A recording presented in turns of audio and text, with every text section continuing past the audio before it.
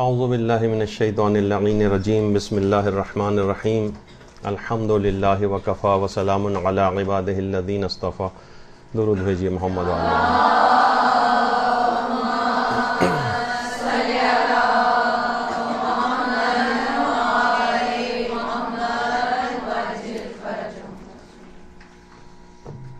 کتنی روایات معصومین میں یہ بات بیان ہوئی ہے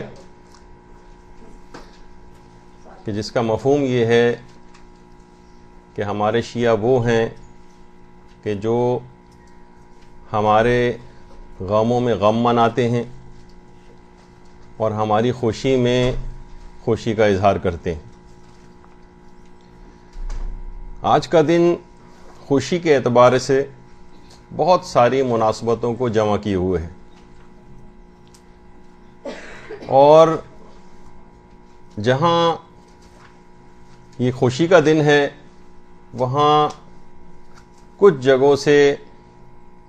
اس دن کو منانے کے خلاف کچھ باتیں اور کچھ دلائل نقل کیے جاتے ہیں. تو آج ہم نے یہ سوچا کہ اس دن کی فضیلتیں بھی بیان ہو جائیں اور کچھ اس کے اوپر اعتراضات کے جوابات کے اعتبار سے بھی بات ہو جائے. عید زہرا سلام اللہ علیہ. درود بھیجیے محمد علیہ.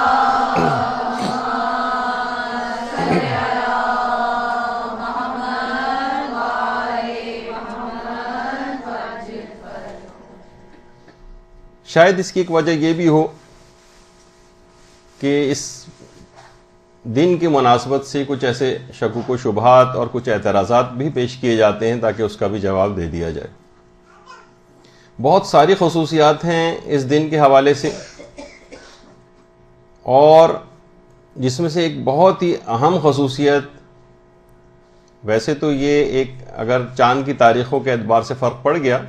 ورنہ تو یہ درس اس کا امکان تھا کہ شاید عید زہرا کے روز جو کہ کل گزر گئی اسی دن ہی منعقد ہوتا. تو 9 ربیع الاول کا جو دن ہے وہ آج کل کے مشہور مراجع میں سے ایک آیت اللہ العظمیٰ آغا سید علی سیستانی کا جو سن پیدائش بھی ہے اور تاریخ پیدائش ہے 9 ربیع الاول ان کی. تو ہمارے عہد کا یہ عظیم مرجع اسی دن مبارک دن پیدا ہوا ہے. یہ اتنا عظیم دن ہے کہ باقاعدہ امیر المومنین علیہ الصلوۃ والسلام نے اللہم صلی علی محمد وعلی محمد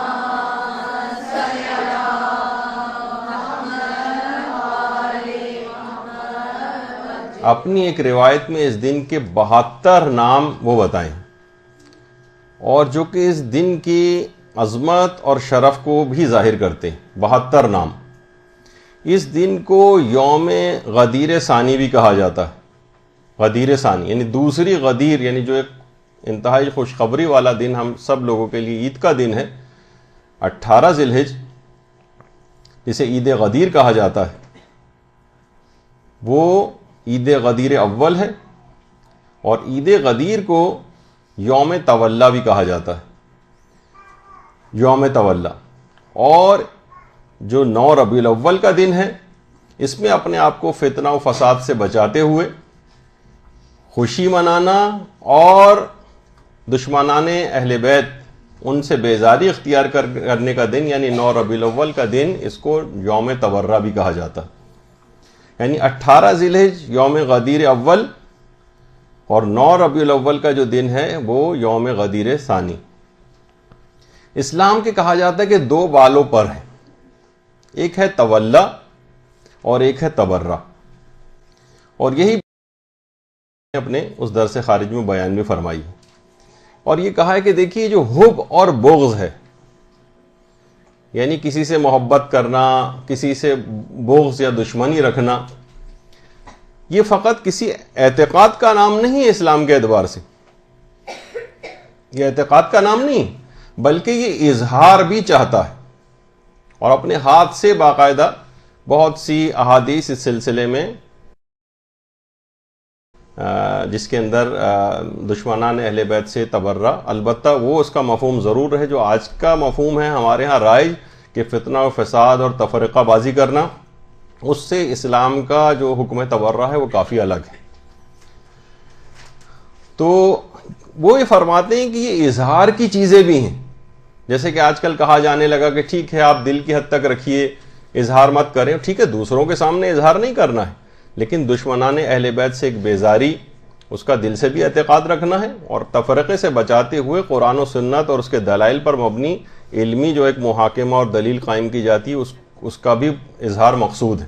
فقط دل کی حد تک معاملہ نہ رہ جائے. یہی وجہ ہے کہ یہ صرف دل کی حد تک کے معاملات نہیں ہے, جیسے ہمارے ہاں بہت سارے اعتقادات اور کاموں میں سمجھ لیا گیا ہے. جیسے خود رہبر معظم آیت اللہ خامنہی فرماتے ہیں کہ یہ جو انتظار فرج ہے یہ کسی قلبی کیفیت کا نام نہیں ہے کہ ٹھیک ہے ہم بیٹھے ہوئے ہیں جس طرح ہم انتظار کرتے ہیں ویٹنگ لاؤنج میں بیٹھ کے, چلے وہ بھی ایک انتظار کی ایک شکل بنتی ہے, لیکن خود ہم نے ایک دماغ میں ایک سوچ بنائی ہوئی ہے. نہیں, یہ ایک قلبی کیفیت نہیں ہے بلکہ یہ عمل سے عبارت ہے. اس انتظار میں کچھ فرائض ہیں, کچھ ذمہ داریاں ہیں. دیکھیے اسلام کے بہت سارے احکامات ایسے ہیں کہ جو عمل سے اظہار پر ان کا ثواب اور عذاب جو ہے وہ منطبق ہوتا ہے. جب تک عمل سے اظہار نہ ہو, جب تک اعضاء و جوارح سے اس کا اظہار نہ ہو, فقط دلی اعتقاد کی حد تک. مثلا مسائل فقہ میں ایک بات بیان کی جاتی ہے جیسے کہ حسد کرنا. حسد ایک یقیناً ایک اخلاقی برائی ہے, اور دل کے اندر بھی آ جائے تو اخلاقی برائی کی حد تک تو رہتی ہے, لیکن یہ اس وقت تک حرام تک نہیں پہنچتی جب تک کہ حسد اعضاء و جوارح سے ظاہر نہ ہونے لگے. یعنی جب وہ ظاہر کرے گا اپنے اس اثرات کو, مثلا ہم ہاتھوں سے کسی کو نعمت پہنچنے سے روک رہے ہیں, مثلا ہم تعلقات کو بروئے کار لا کر کسی کی ترقی کے اندر رکاوٹ بن رہے ہیں, مثلا ہم اس سے حسد کرتے ہیں, اس کا کوئی اچھا رشتہ آیا, آپ نے کوئی ایسی باتیں کی جس سے جو ہے وہ کھٹک گئے اور اس وہاں سے چلے گئے اور اس جگہ رشتہ نہیں ہو سکا. یعنی آپ بہت سے کام اشاروں کنایوں میں بھی انسان کرتا ہے, لیکن جہاں پہ بھی اپنے اعضاء و جوارح کو استعمال کرے گا وہیں سے حسد کے آثار منطبق ہونے شروع ہو جائیں گے اور حرمت کا حکم لاگو ہو جائے گا. فقط دل کی حد تک رہے معاملہ, تو اخلاقی خرابی تو ہے, اس سے اپنے آپ کو بچانا ہے, لیکن بہرحال یہ کہ حرام کی حد تک نہیں پہنچتا. تو اسی طرح سے جیسے کہ احادیث کے اندر بھی آیا کہ دین حب اور بغض کے علاوہ کچھ نہیں, یعنی ان دونوں چیزوں کے اندر پورا دین آ جاتا ہے. اور اس کے یہ معنی بھی ہیں کہ کم سے کم اتنی حب اور بغض کا اتنا اظہار, یعنی اس قدر یہ ہونا چاہیے کہ کم سے کم اس کا اظہار کیا جا سکے. اور یہی اپنے اس درس کے اندر بھی آقا نے یہی والی بات جو ہے وہ بیان کی ہے کہ ایک ہوتا ہے, دیکھیے دل میں خدا اور رسول کا اقرار کرنا, اس کو تشہد کہا جاتا ہے, ان کی وحدانیت کی گواہی دل میں دے, لیکن اس کا زبان سے اظہار یہ شہادت کہلاتا ہے. جو آپ کہتی ہیں نا کہ اشہد ان لا الہ الا اللہ, یا پیغمبر کی جو آپ گواہی دیتی ہیں ان کی رسالت کی, تو اس کو فقط دل سے اگر ہم کہیں کہ کافی ہے اس کو سمجھنا,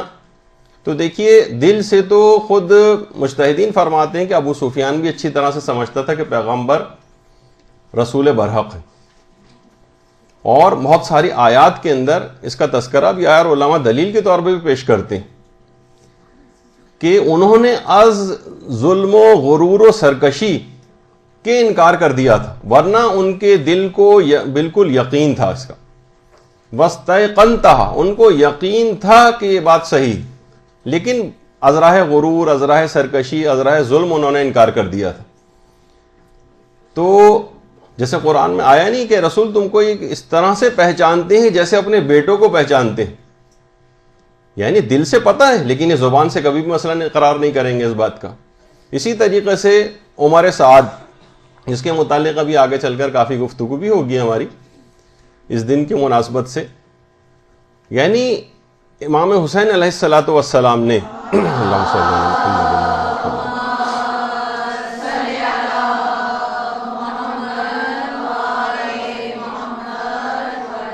یعنی باقاعدہ 1 to 1 عمر سعد سے گفتگو کی, اور تمام اس کے عذر کے جتنے بھی عذر پیش کیے اس نے کہ میں آپ کا ساتھ کیوں نہیں دے رہا ہوں. کبھی کہہ رہا تھا کہ میری جو ہے وہ دولت چھین لی جائے گی, کبھی وہ کہنے لگا کہ مثلا میرے بال بچوں کو مار دیا جائے گا, لیکن کسی جگہ یہ نہیں کہا کیونکہ آپ حق پر نہیں ہیں اس وجہ سے میں آپ کا ساتھ نہیں دے سکتا. دل سے مانتا تھا کہ یہ حق پر ہے, لیکن ازراہ ظلم و سرکشی وہ اقرار نہیں کر رہا تھا اس بات کا.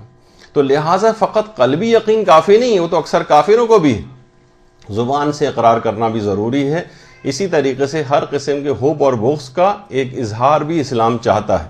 البتہ اس طرح کا اظہار بار بار ہی کہنا پڑ رہا ہے کہ ویسا اظہار نہ ہو کہ جس سے تفرقہ بازی یا حرام چیزوں کا فروغ ہو، وہ اسلام نے پھر اس کو منع کر دیا ہے، سوائے اس کے کہ جب تقیہ کا زمانہ آ جائے تو وہاں پر اپنے بہت سارے اظہار کے اوپر انسان کو پابندی لگانا پڑتی ہے کہ وہ حکم شریعت اس معاملے میں کچھ اور ہو گیا۔ اب ایک سوال یہ ہے کہ 9 ربیع الاول کا دن یہ عید کا دن کیسے ہے، یہ خوشی کا دن کیسے؟ عید معنی یعنی اس لحاظ سے جو خوشی کا دن جس کو کہا جاتا ہے۔ دیکھیے علامہ مجلسی علیہ الرحمہ، پہلے تو ایک بات اور بتا دی جائے کہ اس کی کئی وجوہات ہیں کہ یہ دن کس طرح سے خوشی کا ہے، اور بہت سارے اس ایک آدھ وجوہات کے اندر کچھ تاریخی اختلافات بھی ہیں، لیکن ہم یہ نہیں کہہ سکتے ان تاریخی اختلافات کو ہم اس کو بیس بنائیں اور کہیں کہ نہیں اس دن کو عید کے دن کے طور پر نہیں منانا چاہیے۔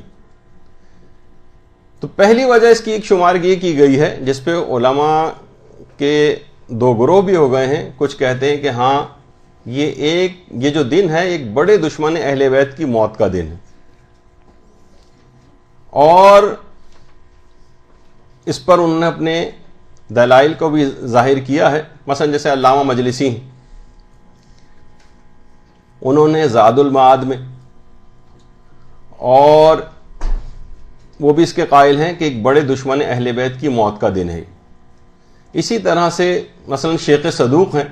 چھٹے امام جعفر صادق علیہ الصلوۃ والسلام علیہ صلی اللہ علیہ وسلم،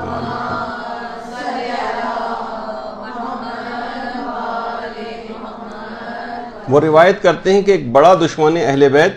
اسی 9 ربیع الاول کے روز جو ہے وہ قتل ہوا ہے۔ شیخ صدوق بھی اس کے قائل تھے۔ اس کے علاوہ جو سید ابن طاؤس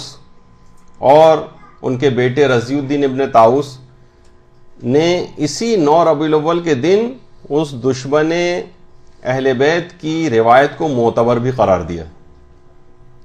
اور باقاعدہ انہوں نے زوائد الفوائد میں اس بات کو لکھا ہے کہ اس دن کی تعظیم کی جائے اور اسے اس دن کو روز اظہار خوشی و سرور قرار دیا جائے۔ اور جو سید ابن طاؤس، ان کی کتاب ہے اقبال الاعمال، اس میں صفحہ 76 پر انہوں نے لکھا ہے اس بات کا کہ یہ دن ایسے افراد کی نابودی کا دن ہے کہ جنہوں نے خدا اور رسول کو حقیر سمجھا اور ان کی دشمنی پر کمر بستہ ہو گئے۔ تو واضح طور پر انہوں نے اس بات کو لکھا ہے، اور بعض علماء نے یہاں تک لکھا ہے کہ کچھ ایسے افراد کے جو کہ غیر شیعہ ہیں، انہوں نے اس دشمن اہل بیت کی جو قتل کی تاریخ ہے اس کو تبدیل کر دیا ہے۔ اسی وجہ سے تاریخ میں اختلافات ایک دم سے ہو گئے اس سلسلے میں کہ آخر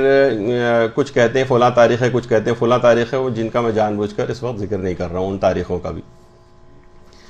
تو اس کو مشتبہ انہوں نے کر دیا تاکہ اس مخصوص دن لوگ خوشی کا دن نہ قرار دے دیں۔ تو ایک وجہ یہ ہے، اور یہی وجہ ہے کہ جو صاحب جواہر شیخ محمد حسن، جن کی بہت مشہور کتاب ہے جواہر الکلام، باقاعدہ وہ بھی اس بات کے قائل ہیں کہ وہ دشمن اہل بیت اسی 9 ربیع الاول کے دن ہی قتل ہوا ہے۔ البتہ کچھ علماء ایسے ہیں کہ جو کہ اس مخصوص دن اس کی موت کے یا اس کے قتل کے قائل نہیں، بلکہ ایک اور تاریخ بتاتے ہیں، لیکن اس سے بھی کوئی فرق نہیں پڑتا ہے کہ اس وجہ سے ان تاریخی اختلافات کی وجہ سے ہم اس دن کو خوشی کا دن نہ قرار دیں، کیونکہ کچھ اور وجوہات بھی ہیں جو زیادہ محکم ہیں کہ جن کی وجہ سے اس دن کو خوشی کا دن قرار دینا چاہیے۔ البتہ ایسا نہیں ہے کہ یہ بات بالکل غلط ہے، بلکہ اتنے بزرگ علماء جن کے ابھی ریفرنسز دیے وہ اس بات کے قائل ہیں۔ البتہ زیادہ رجحان جو موجودہ زمانے میں مجتہدین ہیں وہ ان کا یہ ہے کہ نہیں، اس دن نہیں بلکہ کسی اور تاریخ کو وہ قتل ہوا ہے۔ اچھا، اس میں ایک روایت ہے جس کو روایت احمد ابن اسحاق قمی کہا جاتا ہے، جس کی سند پر بھی علماء نے کافی بحث کی ہے۔ کچھ اس کو معتبر مانتے ہیں، کچھ اس کو غیر معتبر مانتے ہیں، اور زاد المعاد میں علامہ مجلسی نے اور جیسے کہ ابھی اس سے پہلے ہم نے جو ہے وہ آپ کی خدمت میں عرض کیا کہ سید ابن طاؤس نے رضی الدین ابن طاؤس زوائد الفوائد میں اس روایت کو لکھا ہے. یعنی یہ جو روایت ہے احمد ابن اسحاق قمی کی. دیکھیے احمد ابن اسحاق قمی یہ حضرت امام علی نقی علیہ السلام اللہم صلی علی محمد وعلی آل محمد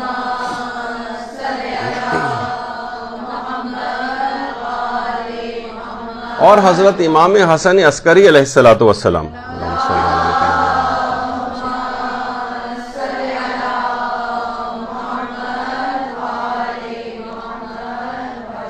یہ ان دونوں کے خاص اصحاب میں سے تھے اور علماء اس کے بھی قائل ہیں کہ یہ امام زمانہ علیہ الصلوۃ والسلام کے اصحاب میں سے تھے. اللہم صلی علی محمد.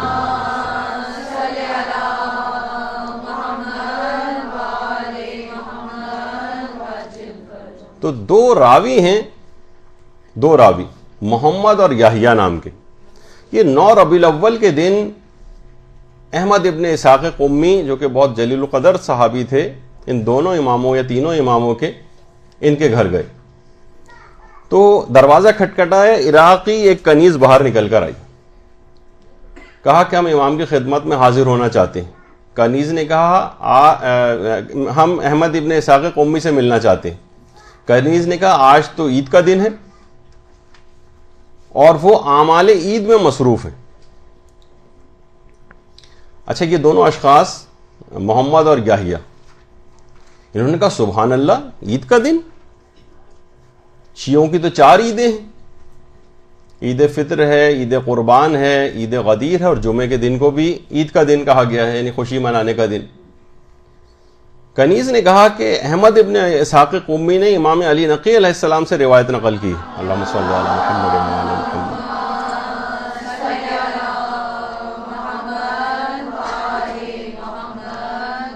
اچھا یہاں رک کے ایک بات اور کہہ دوں گا، آپ یہ دیکھ لیجئے کہ کنیز بھی اتنی زیادہ واقفیت علمی اعتبار سے رکھتی تھی کہ اس دن کو کے متعلق اس کو روایت بھی معلوم تھی اور تفصیل بھی، جو کہ وہ ان دو محمد اور یحییٰ کو ساری تفصیل جو ہے وہ بتا رہی. تو اس لحاظ سے عورتوں کی کتنی ذمہ داری ہے کہ علمی لحاظ سے ان کو کتنے مضبوط ہونا چاہیے. خاندان اہل بیت کی تو ہم کنیزوں اور غلاموں کو دیکھتے ہیں کہ کیسے فصیح و بلیغ اور 30 سال جو ہے وہ صرف قرآن سے فضا گفتگو کیا کرتی تھیں. اور اس کنیز کا بھی آپ نے حال سن لیا کہ اس کا نام بھی تاریخ کے اندر نہیں ہے، لیکن اس نے کس طرح سے روایت کو لوگوں کے سامنے بیان کیا. اچھا اب کہا کہ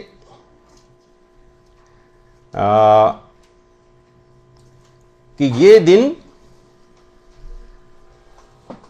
آج کا دن جو ہے 9 ربیع الاول، یہ خوشی کا دن ہے. اور اس کے بعد انہوں نے کہا کہ اچھا ٹھیک ہے، ہم احمد ابن اسحاق قمی سے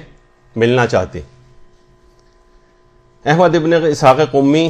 ان دونوں افراد سے ملنے کے لیے باہر آئے. جب باہر آئے تو دیکھا کہ بہترین لباس پہنا ہوا ہے اور بہترین خوشبو لگائی ہوئی ہے. انہوں نے کہا کہ ہم کیا دیکھ رہے ہیں آپ کو اس حالت میں، یعنی بہترین لباس، بہترین خوشبو. کہا کہ ہاں آج 9 ربیع الاول ہے اور عید کا دن ہے،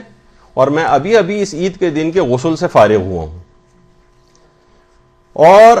اسی دن 9 ربیع الاول کے دن جب میں امام حسن عسکری علیہ الصلوۃ والسلام کی خدمت میں گیا، صلی اللہ علیہ وسلم،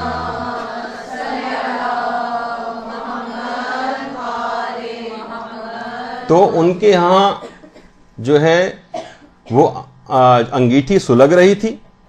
اور وہاں تمام ان کے گھر کے افراد، امام کے گھر کے افراد اچھے کپڑے پہنے ہوئے تھے اور خوشبو لگائے ہوئے تھے. جب میں نے عرض کیا کہ یا ابن رسول اللہ، آج کوئی کیا تازہ یوم مسرت ہے؟ تو امام نے فرمایا کہ ہاں آج 9 ربیع الاول کا دن ہے، اور ہم اہل بیت کے لیے اور ہمارے ماننے والوں کے لیے آج کا دن یوم عید ہے.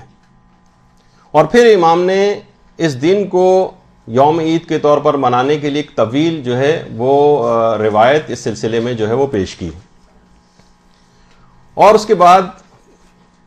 فرمایا کہ حذیفہ یمانی ایک دفعہ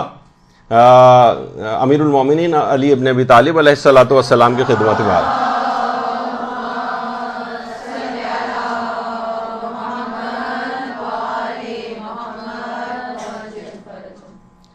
حذیفہ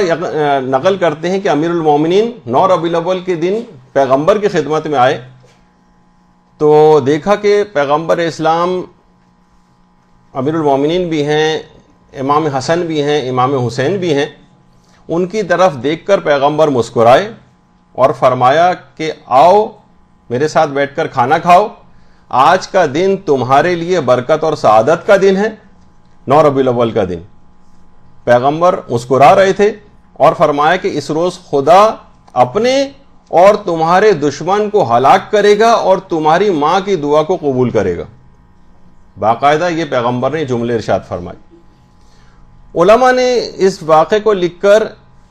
ایک بات اور بیچ میں بیان کی ہے کہ غالباً یہ وہ بد دعا تھی کہ جب فدق کے قضیے میں ایک شخص نے فدق کی جو دستاویز تھی اس کو پارا پارا کیا تھا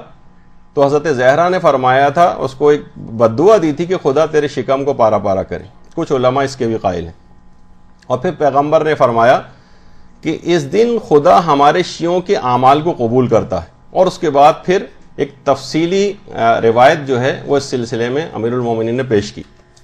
جو آپ کے سامنے اس وقت آ رہی ہے کہ امیر المومنین نے حذیفہ سے فرمایا کہ آپ کو یاد ہے کہ جب آپ میرے سردار رسول کے پاس آئے تھے تو میں اور حسنین آپ کے ساتھ کھانا نوش کر رہے تھے۔ حذیفہ نے کہا اے رسول کے بھائی ہاں ایسا ہی ہے۔ امیر المومنین نے فرمایا اللہ وہی تو ہے جس نے اس 9 ربیع الاول کے دن آل رسول کے عین مطابق اقرار لیا اور میں اس دن کے 72 نام جانتا ہوں۔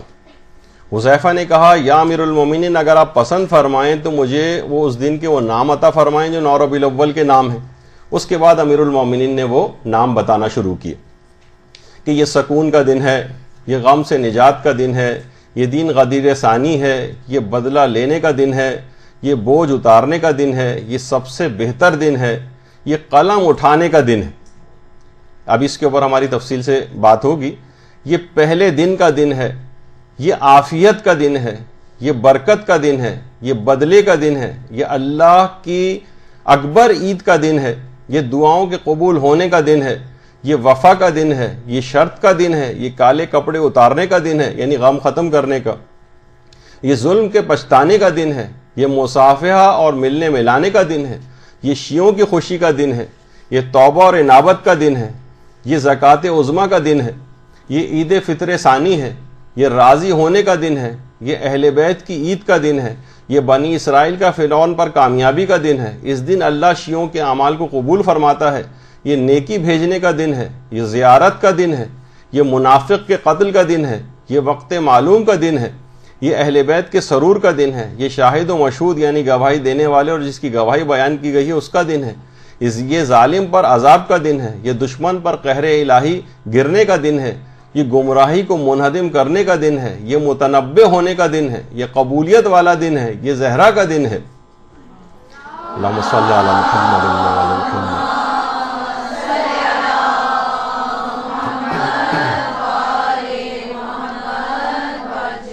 یہ منافق کی حکومت کے خاتمے کا دن ہے، یہ ادائیگی کا دن ہے، یہ مومن کو آرام ملنے کا دن ہے،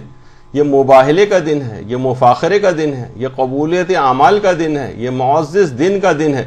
یہ مظلوم کی کامیابی کا دن ہے، یہ زیارت و محبت کا دن ہے، یہ گناہان کبیرہ سے پرہیز کرنے کا دن ہے، یہ ایک دوسرے کی زیارت کرنے کا دن ہے، یہ نیک عمل کے کشف کا دن ہے، یہ واعظ و نصیحت کرنے کا دن ہے، یہ عبادت کرنے کا دن ہے اور یہ سر تسلیم خم کرنے کا دن ہے۔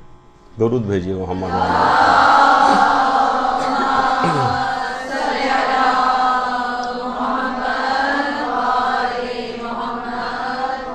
تو امیر المومنین نے پورے 72 نام اس دن کے بتائے۔ اچھا اب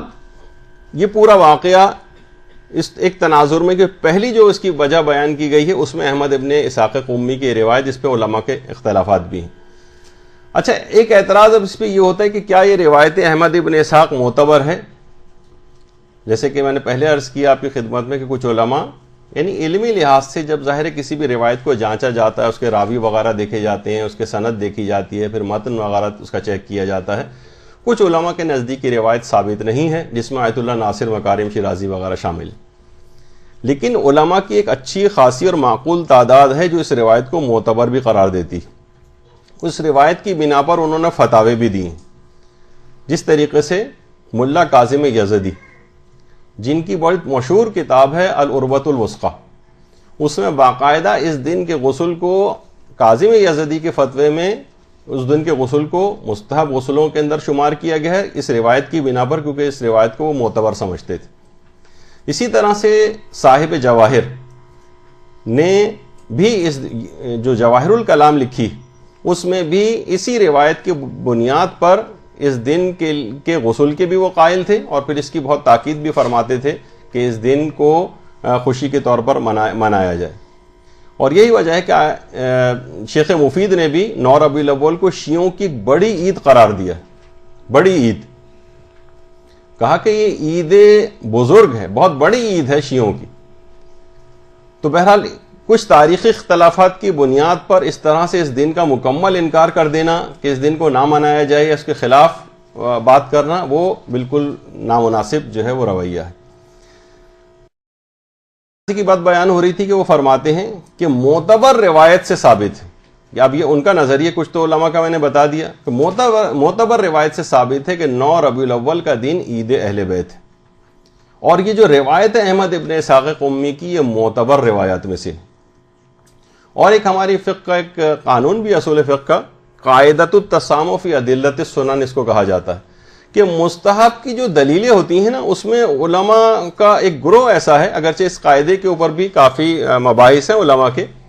اور کچھ اعتراضات بھی ہیں، لیکن کچھ روایات کی بنیاد پر یہ قاعدہ جو ہے وہ بنایا گیا ہے کہ بہت ساری دیکھیے مستحبات ہیں ایسے، واجب و حرام کے اندر تو بالکل محکم دلیل ہونی چاہیے، روایت بالکل ثابت شدہ ہونی چاہیے، لیکن اگر روایت میں کوئی کمی بیشی ہو اور وہ مستحبات والا مسئلہ ہو، کوئی واجب و حرام والا مسئلہ نہ ہو، تو علماء کہتے ہیں کہ اس کمی کو نظر انداز کرتے ہوئے اس کے مطابق عمل کیا جا سکتا ہے۔ اگر کوئی اس کو دیکھنا چاہے توضیح المسائل کے اندر، تو علماء کے باقاعدہ مختلف توضیح المسائل کھولے تو اس میں کہیں آپ مثلا کھانے پینے کے مستحبات، کچھ علماء کھانے پینے کے جہاں مستحبات بیان کیے گئے ہیں، ان کا یہ نظریہ ہے کہ مستحب کی دلیلوں میں تسامح چل جاتا ہے، نظر اندازی سے کام لیا جا سکتا ہے، ہلکی پھلکی اگر اس کے اندر کچھ کمی بھی اگر واقع ہو رہی ہے تو اسے نظر انداز کیا جائے گا اور اس کے مستحب ہونے کا فتویٰ دے دیا جائے گا۔ آپ جا کے دیکھیں جہاں کھانے پینے کے مستحبات لکھے ہوئے ہیں، اس کا مطلب یہ ہے کہ وہ علماء جو ہے اس قاعدے کو مانتے ہیں۔ کچھ علماء ایسے ہیں مراجع میں سے، جب آپ توضیح المسائل کھولیں گی تو انہوں نے مستحبات کے بجائے لکھا ہوا ہے کھانے پینے کے آداب، یعنی مستحب نہیں قرار دے رہے۔ اس کا مطلب ہے کہ وہ علماء مستحبات کے لیے بھی دلیل کو سمجھتے ہیں کہ اس کو قوی ہونا چاہیے، روایت کو بالکل معتبر ہونا چاہیے، اور کوئی ایک بھی کمی اس میں واقع نہیں ہونی چاہیے۔ جب وہ مستحب کا لفظ استعمال نہیں کر رہے کیونکہ روایت میں اس کے لحاظ سے کچھ ضعیف روایتیں بھی ہیں، تو اس کو مستحبات کے طور پر نہیں لکھا ہے بلکہ صرف لکھا ہے آداب۔ تو یہ میں نے ویسی ایک سلسلے میں بات بیان کی۔ تو آگے بھی فرماتے ہیں کہ قاعدہ تسامح کے جو یہ قاعدہ ہے اور یہ معتبر قاعدہ اس کو وہ سمجھتے ہیں، اور کہ اس کے تحت بھی یہ احمد ابن اسحاق کی روایت معتبر ہے، اور آیت اللہ مرزا نائینی جو کہ خود بہت بڑے بڑے مجتہدین کے اساتذہ میں سے تھے، ان کا بھی نظریہ یہ تھا کہ اگر روایت ضعیف ہو لیکن اصحاب کی ایک جماعت یعنی علماء کی ایک جماعت اس کے اوپر عمل کرتی آ رہی ہو تو عمل اصحاب اس کی سند کا جبران کر دے گا اور اس کی کمی کو پورا کر دے گا۔ یہ تھوڑی سی مشکل سی ایک بات تھی اس کے اندر، تو یہ بھی آپ کی خدمت میں اس لحاظ سے بیان ہو گئی کہ اس روایت کو پھر معتبر سمجھا جائے گا۔ تو اگرچہ یہ جو قاعدہ ہے اس کے اوپر خود علماء کی ایک بحث ہے، لیکن اب آپ ان کی اپنی زبانی سن لیجئے کہ ایسا نہیں ہے کہ جیسے یک طرفہ طور پہ پیش کیا جائے کہ سارے مجتہدین اس روایت کو بالکل یکسر ریجیکٹ کرتے ہیں اور اس کو بالکل اجازت اس بات کی نہیں دیتے ہیں، ایسا نہیں ہے، بلکہ علماء کی جیسے کہ میں نے ابھی کئی مجتہدین کے آپ کو نام بتائے جو کہ اس کے باقاعدہ اس روایت کو معتبر سمجھتے ہیں، اس پہ فتاوے بھی دیے، حتیٰ کہ غسل کے مستحب ہونے کے بھی انہوں نے فتوے دیے ہیں۔ تو جیسے کہ خود آغا نے بھی فرمایا کہ علماء کی ایک جماعت ہے کہ جو کہ اس کو معتبر مانتی ہے، اور اس میں واجب و حرام کا تو ظاہر ہے کہ کوئی مسئلہ نہیں ہے کہ جس پہ ہم روایت کے اتنے زیادہ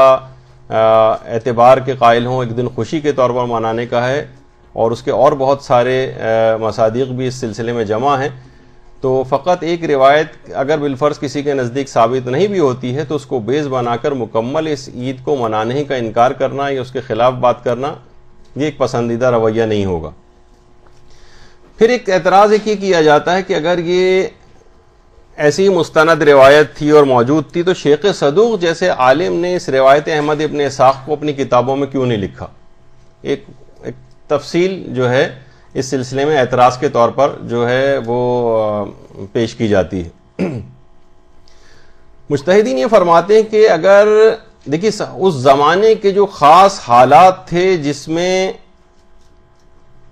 شیخ صدوق کے زمانے کے، انہوں نے کہا کہ ممکن ہے کہ سخت ترین حالات تقیہ کی وجہ سے اس کا بیان کرنا ممکن نہ ہوا، کیونکہ جن وجوہات کی بنا پر یہ عید منائی جاتی ہے پھر لازم تھا کہ اس روایت میں یا اس روایت کے اندر ان وجوہات کا تذکرہ بھی کیا جاتا۔ کچھ ظالم افراد کے دنیا سے واصل جہنم ہونے کی بات بھی اس کے اندر بیان کی جانی ضروری تھی، ورنہ پھر وہ روایت اس طور پر نہیں ہو پاتی کہ اس کو لوگوں کے سامنے پیش کیا جائے۔ سخت ترین ادوار تقیہ کے باعث ہو سکتا ہے کہ تقیتاً انہوں نے شیخ صدوق نے اس روایت کو اپنی کتابوں میں نہ لکھا ہو، کیونکہ اگر وہ لکھتے تو ان وجوہات کو لکھنا پڑتا اور اس سے نہ جانے کیسی ایسی فساد کی آگ بھڑکتی ہے، کس طرح سے جبکہ دشمنان اہل بیت چن چن کر قتل کر رہے تھے سخت ترین ادوار میں، اس کو اگر لکھ دیتے تو حالات اس زمانے کیسے تھے شاید اس حالات کی وجہ سے اس کو نہ لکھا ہو۔ اچھا، پھر اس کے علاوہ کچھ علماء فرماتے ہیں کہ ہو سکتا ہے کہ انہوں نے لکھا ہو اپنی کتابوں کے اندر شیخ صدوق نے، لیکن لکھنے کے باوجود کتنی ہی کتابیں ایسی ہیں شیخ صدوق کی جن کے ہمیں فقط نام پتہ ہیں، صرف نام پتہ ہیں، کتابوں میں نام آئے ہیں لیکن وہ کتابیں ہمارے سامنے نہیں ہیں۔ ظالم بادشاہوں نے کتابیں غائب کروا دیں، مسلسل جو ہے وہ کتب خانے جلائے جاتے رہے، لائبریریاں جلائی جاتی رہیں، تو ہم یہ نہیں کہہ سکتے کہ شیخ صدوق نے لکھا نہیں۔ یقین سے یہ بات نہیں کہی جا سکتی، ہو سکتا ہے لکھا ہو۔ کتنی ہی شیخ صدوق کی کتابیں ایسی ہیں جن کے ہمیں صرف نام ہم تک آئے ہیں لیکن وہ کتابیں ہمارے سامنے نہیں، ہو سکتا ہے ان کتابوں میں لکھا ہو۔ اور اس کی ایک بہت بڑی مثال شیخ صدوق کی جو کتاب مدینۃ العلم ہے۔ مدینۃ العلم اتنی زیادہ احادیث سے پوری یہ کتاب تھی کہ خود آپ سوچیے کہ ہماری جو کتب اربعین جو 4 کتابیں ہیں ہماری، اصول کافی، تہذیب الاحکام، استبصار اور من لا یحضرہ الفقہ، یہ چاروں کتابوں کی ساری حدیثیں بھی اگر جمع کی جائیں فقط اصول کافی کے اندر ہی 16,199 احادیث ہیں۔ چاروں کتب جو کتابیں احادیث کی، ان کی حدیثوں کو جمع کیا جائے تو فقط شیخ صدوق کی کتاب مدینۃ العلم میں ان چاروں کتابوں سے زیادہ احادیث موجود تھیں، لیکن شیخ صدوق کی کتاب مدینۃ العلم کو غائب کر دیا گیا۔ ظالم بادشاہوں نے، اس زمانے میں اس طرح سے چھاپے خانے وغیرہ کا سلسلہ بھی نہیں ہوتا تھا، قلمی نسخے ہوا کرتے تھے، اور اتنا بڑا ذخیرہ شیخ صدوق کی احادیث کے مجموعے کا وہ ضائع کر دیا گیا۔ اب صرف چند ایک اس کے حوالے ہمارے پاس ہیں، سوچی کتنی حدیثیں کہ چاروں کی 16,199 سوچیے صرف اصول کافی کے اندر،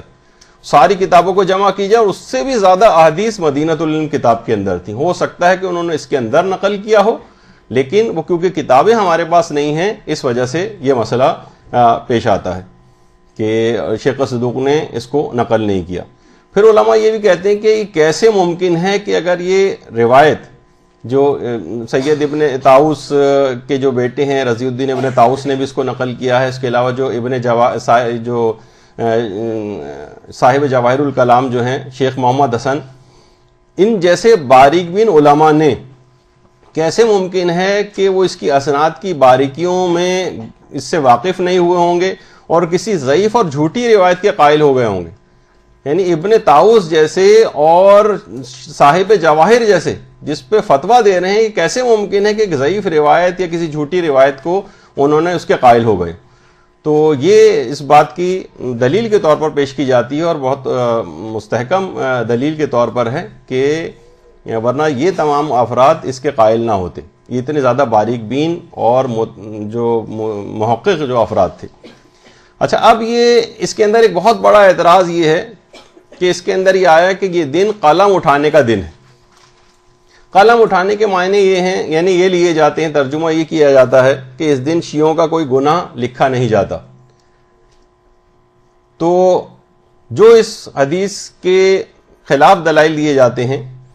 وہ یہ کہتے ہیں کہ یہ کیسے ممکن ہے، کیونکہ یہ نظریہ تو حقیقتاً اسلام کے خلاف ہے، قرآن کے خلاف ہے، اس سے متصادم ہے،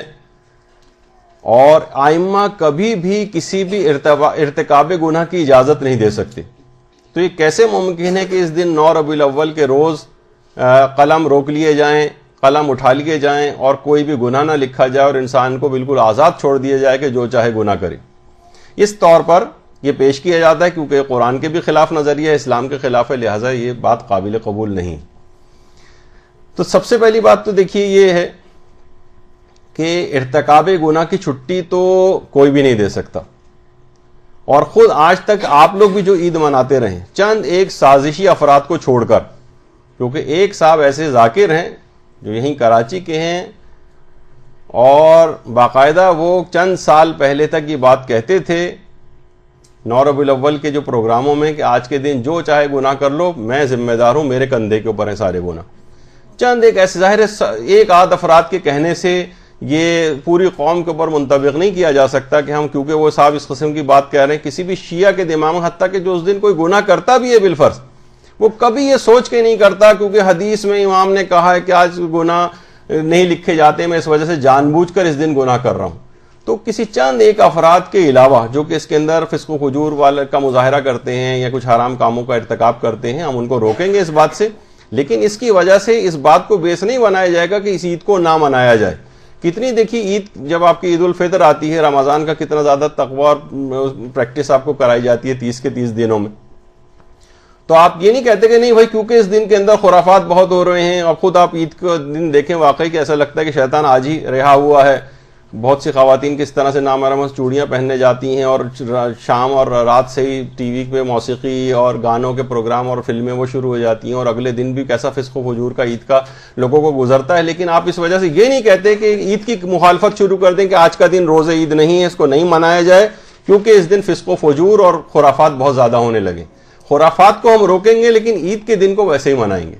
تو یہی والا اصول یہاں پہ بھی چلے گا کہ ہم اس دن کو خوشی کے طور پر منائیں گے، کیونکہ اس کی جو 4 وجوہات جو ابھی آگے سے، ابھی تو ایک وجہ سے بیان ہوئی ہے، لیکن جو 4 وجوہات ہیں اس کی، اس کے تحت ہم اس کو خوشی کے دن کے طور پر مناتے ہیں۔ تو وہ افراد کے کوئی بھی شخص یہ نہیں کہتا کہ ہم اس وجہ سے گناہ کر رہے ہیں آج کیونکہ روایت کے اندر ہمیں جو اس کی جو ہے وہ چھوٹ مل گئی ہے اور ہم آج جو چاہیں گناہ کریں کچھ نہیں لکھا جائے گا۔ تو گناہ کرنے والے بھی اس روایت کو کوئی بیس نہیں بناتے، نہ ان کو یہ چیز پتہ ہے۔ علماء کے حلقوں میں یقیناً روایتوں کے اوپر بحث بھی ہوتی ہے اور وہاں پر تو بہرحال یہ والا اس جملے سے یہ نتیجہ نکالنا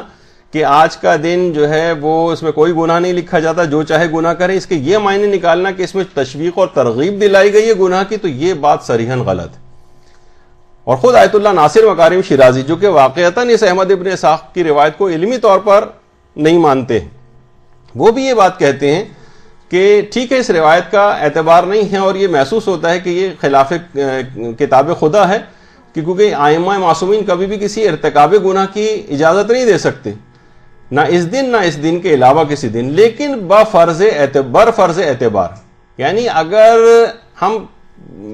سمجھیں بھی اس بات کو کہ یہ روایت صحیح اور معتبر ہے، تب بھی اس حدیث کے معنی یہ بنیں گے کہ اگر اس دن کسی سے کوئی لغزش سرزد ہو جائے، یعنی جانے بوجھے سرکشی کیے بغیر اس نے اس سے کوئی گناہ ہو جائے، تو اس دن کی شرف اور عظمت کی وجہ سے پروردگار اس کے گناہ کو معاف کر دے گا، اور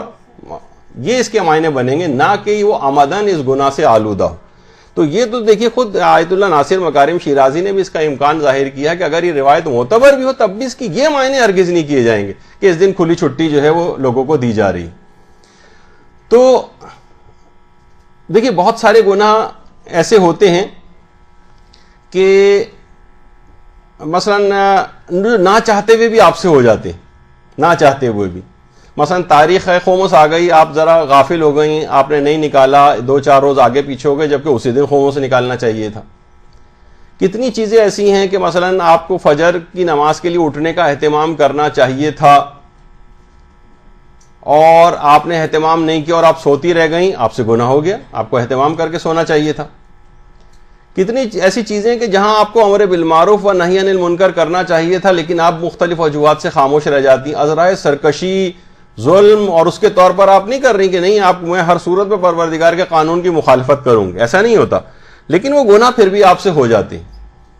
تو وہ اس دن کے عظمت کی وجہ سے پروردگار اگر یہ والی نیت نہ ہو اور سہواً غفلتاً جو ہے آپ سے گناہ ہو جائے، اس دن خدا اس گناہ کو نہیں لکھے گا، نہ کہ عمدن آپ کوئی گناہ کریں، یہ ہرگز بھی اس کے معنی نہیں۔ تو دیکھیے یہ وجہ ہے کہ اصول کافی کے اندر باقاعدہ چھٹے امام امام جعفر صادق علیہ السلام سے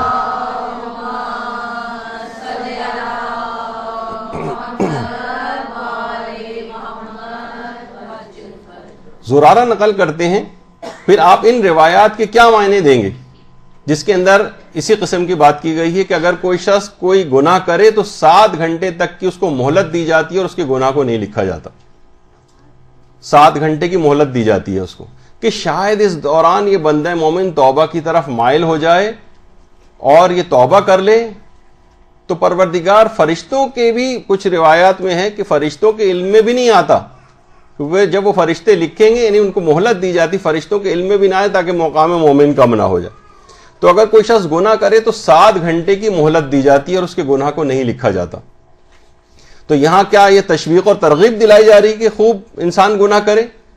اور یہاں پر گناہ کا نہ لکھا جانا کیا کوئی ترغیب دی جا رہی ہے اس حدیث کے اندر کہ انسان گناہ کرے؟ نہیں، 7 گھنٹے کی مہلت ہے تاکہ وہ توبہ کر لے۔ اس وقت گناہ نہ لکھا جانا، جیسے یہاں گناہ کا نہ لکھا جانا تشویق کا سبب نہیں بن رہا ہے گناہ کی، بلکہ اور زیادہ انسان متوجہ ہوتا ہے کہ اتنا کریم پروردگار ہے اور وہ اپنے آپ کو گناہوں سے بچائے۔ تو قلم کا اٹھا لیا جانا اور نہ لکھا جانا اس کی بات کی دلیل نہیں ہے، جیسے کہ اس روایت سے بھی ظاہر ہوا کہ یہاں پہ بھی نہیں لکھا جا رہا ہے، لیکن اس سے کسی کو کوئی تشویق و ترغیب گناہ کی نہیں ہوتی۔ اسی طرح سے باقاعدہ یہ بھی روایت کے اندر ہے، یہ بھی چھٹے امامی سے روایت ہے کہ اگر کوئی بندہ گناہ کرے تو رات تک اس کا گناہ نہیں لکھا جاتا، دن میں گناہ کیا رات تک نہیں لکھا جاتا، تاکہ ہو سکتا ہے کہ اس دوران وہ توبہ وغیرہ کر لے۔ کتنی روایتیں ایسی 7 گھنٹے تک کی اس کو مہلت دی جاتی ہے،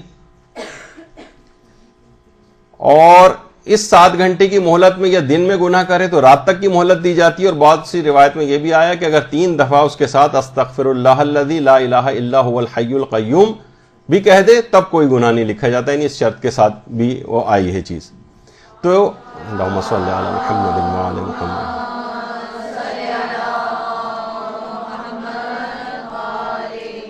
تو علماء فرماتے ہیں کہ ممکن ہے کہ یہاں پر قلم اٹھا لیا جانے سے مراد یہ ہو کہ وہ گناہ نہیں لکھے جاتے اور اس دن کی عظمت کی وجہ سے مہلت دی جاتی ہے تاکہ بندہ مومن توبہ کی طرف مائل ہو جائے اور توبہ کر لے۔ تو یہاں ہو سکتا ہے کہ اس سے مراد یہ ہو کہ اس دن کی شرف اور فضیلت کے باعث مخصوص مدت تک گناہ نہ لکھا جانا مراد ہو۔ یہ بھی ایک چیز ہے، یعنی اولاً تو یہ کہ انسان گناہ ہی نہ کرے، اور اگر بالفرض سہواً غفلتاً اس سے گناہ ہو گیا، جیسے میں نے کچھ مثالیں آپ کی خدمت میں عرض کی، تو اس دن کی عظمت کی وجہ سے پروردگار اس کے گناہ کو معاف کر دے گا۔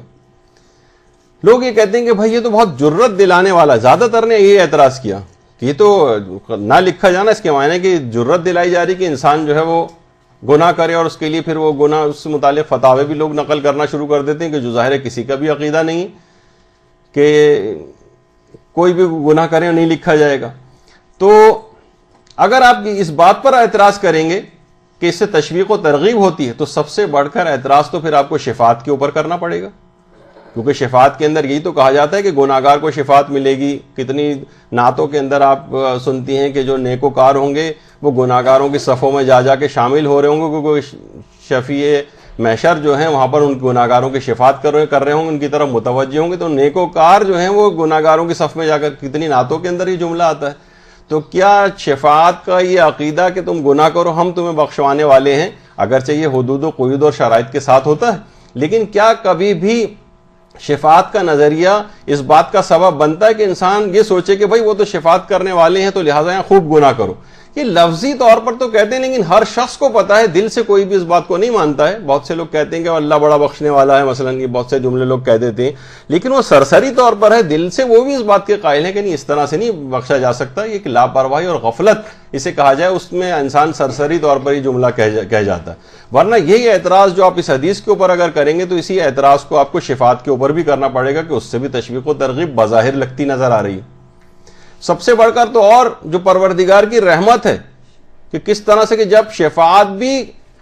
ہو جائے گی اس کے بعد بھی کچھ گناہگار ایسے ہوں گے کہ شفاعت بھی ان کے مکمل طور پر عذاب کو برطرف نہ کروا سکے گی، یعنی ساری پاورز انہوں نے استعمال کر لی، اس کے بعد پھر رحمت پروردگار شروع ہوگی۔ شفاعت کے بعد کا ایک بہت بڑا مرحلہ ہے رحمت پروردگار کا میدان قیامت میں، اور اس نے بار بار قرآن کے اندر بھی کہا ہے کہ اس کی رحمت سے مایوس نہیں ہونا چاہیے گناہگاروں کو۔ تو کیا مطلب ہے کہ رحمت خدا سے مایوس نہیں ہونا چاہیے گناہگاروں کو؟ تو کیا کوئی تشویق اور ترغیب دلائی جا رہی؟ اگرچہ کچھ لوگ اس سے دھوکے میں پڑ بھی جاتے ہیں، جبھی چوتھے امام کے غالباً کسی دعا کے اندر بھی ہے کہ تیری رحمت کی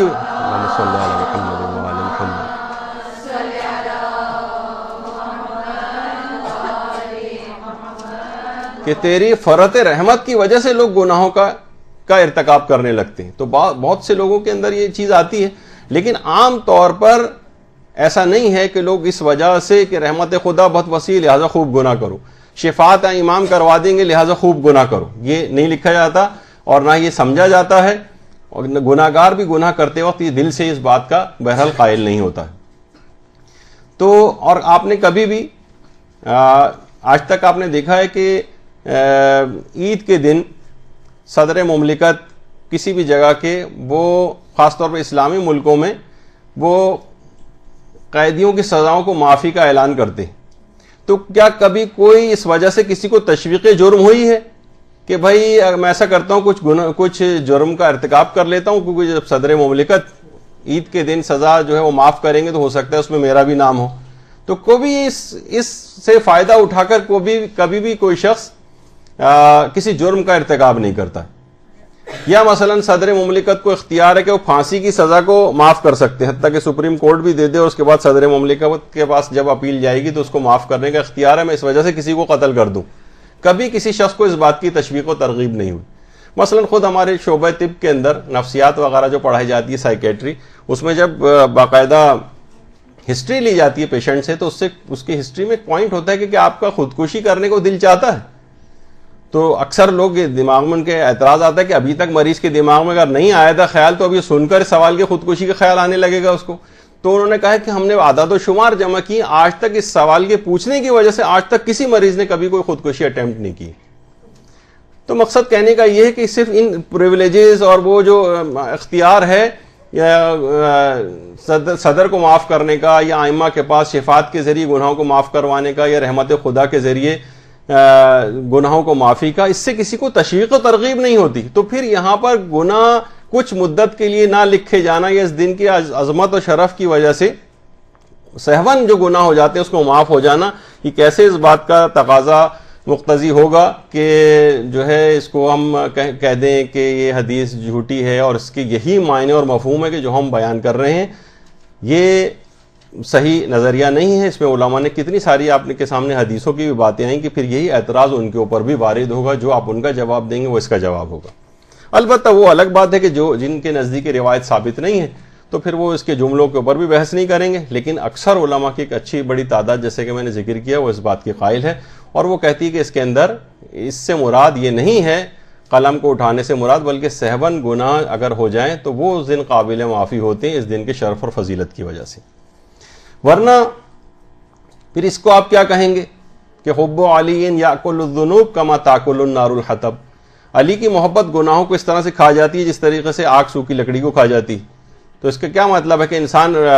محب رہے اور اس کے بعد گناہ بھی کرتا رہے، کیونکہ علی کی محبت تو کھاتی چلی جائے گی۔ تو کیا کبھی آپ اس حدیث کو کبھی اس طور پر کبھی کوئی شخص سوچتا ہے؟ تو پھر یہی اعتراض اس حدیث کے اوپر بھی وارد ہوگا کہ اس میں تو تشویق و ترغیب دلائی گئی ہے کہ آپ بس محبت علی دل کے اندر رکھیں۔ اب اس کی تفصیل میں تو کوئی نہیں جاتا کہ حدیث کے اس میں جب محبت ہے تو اس محبت کے تقاضے کیا ہوتے ہیں، اس کی نافرمانی نہیں کی جاتی، محبت کرنے والے سے اس کی سیرت کی پیروی کرنے کی کوشش کی جاتی ہے، اس کی تفصیل میں کون جاتا ہے؟ بظاہر تو یہ لگ رہا ہے کہ محبت علی اگر کسی کے دل میں ہے تو وہ گناہوں کو ختم کر دیتی ہے، تو انسان گناہ کرتا جائے محبت علی ختم کرتی جائے گی، تو اس سے بھی کوئی تشویق و ترغیب نہیں ہوتی کسی کو۔ اگر اس پہ کوئی اعتراض وارد کرنے لگے اسی انداز کا تو پھر اس حدیث کے اوپر بھی اس کو یہی والا اعتراض کرنا پڑے گا۔ اسی طرح سے حاجی کے لیے چھٹے امام فرماتے ہیں کہ حج کرنے والے کے اللہم صلی علی محمد و علی محمد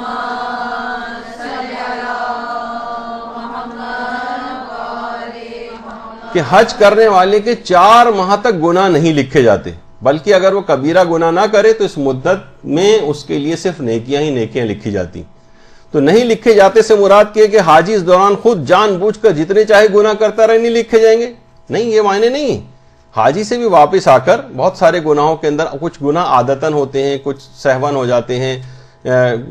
کچھ غفلت کے اندر ہو جاتے ہیں، کچھ مسئلہ نہ جاننے کی وجہ سے ہو جاتے ہیں، کچھ کم علمی اور لا علمی کی وجہ سے ہو جاتے ہیں. تو اس دوران وہ نہیں لکھے جائیں گے اور اس کو ایک شرف اور فضیلت رہے گی کہ تم سے اگر اس طرح سہون کچھ ہو جائے. لیکن اگر کوئی شخص دماغ میں لے آئے کیونکہ حاجی کے گناہ نہیں لکھے جاتے لہٰذا ان 4 مہینے میں مجھے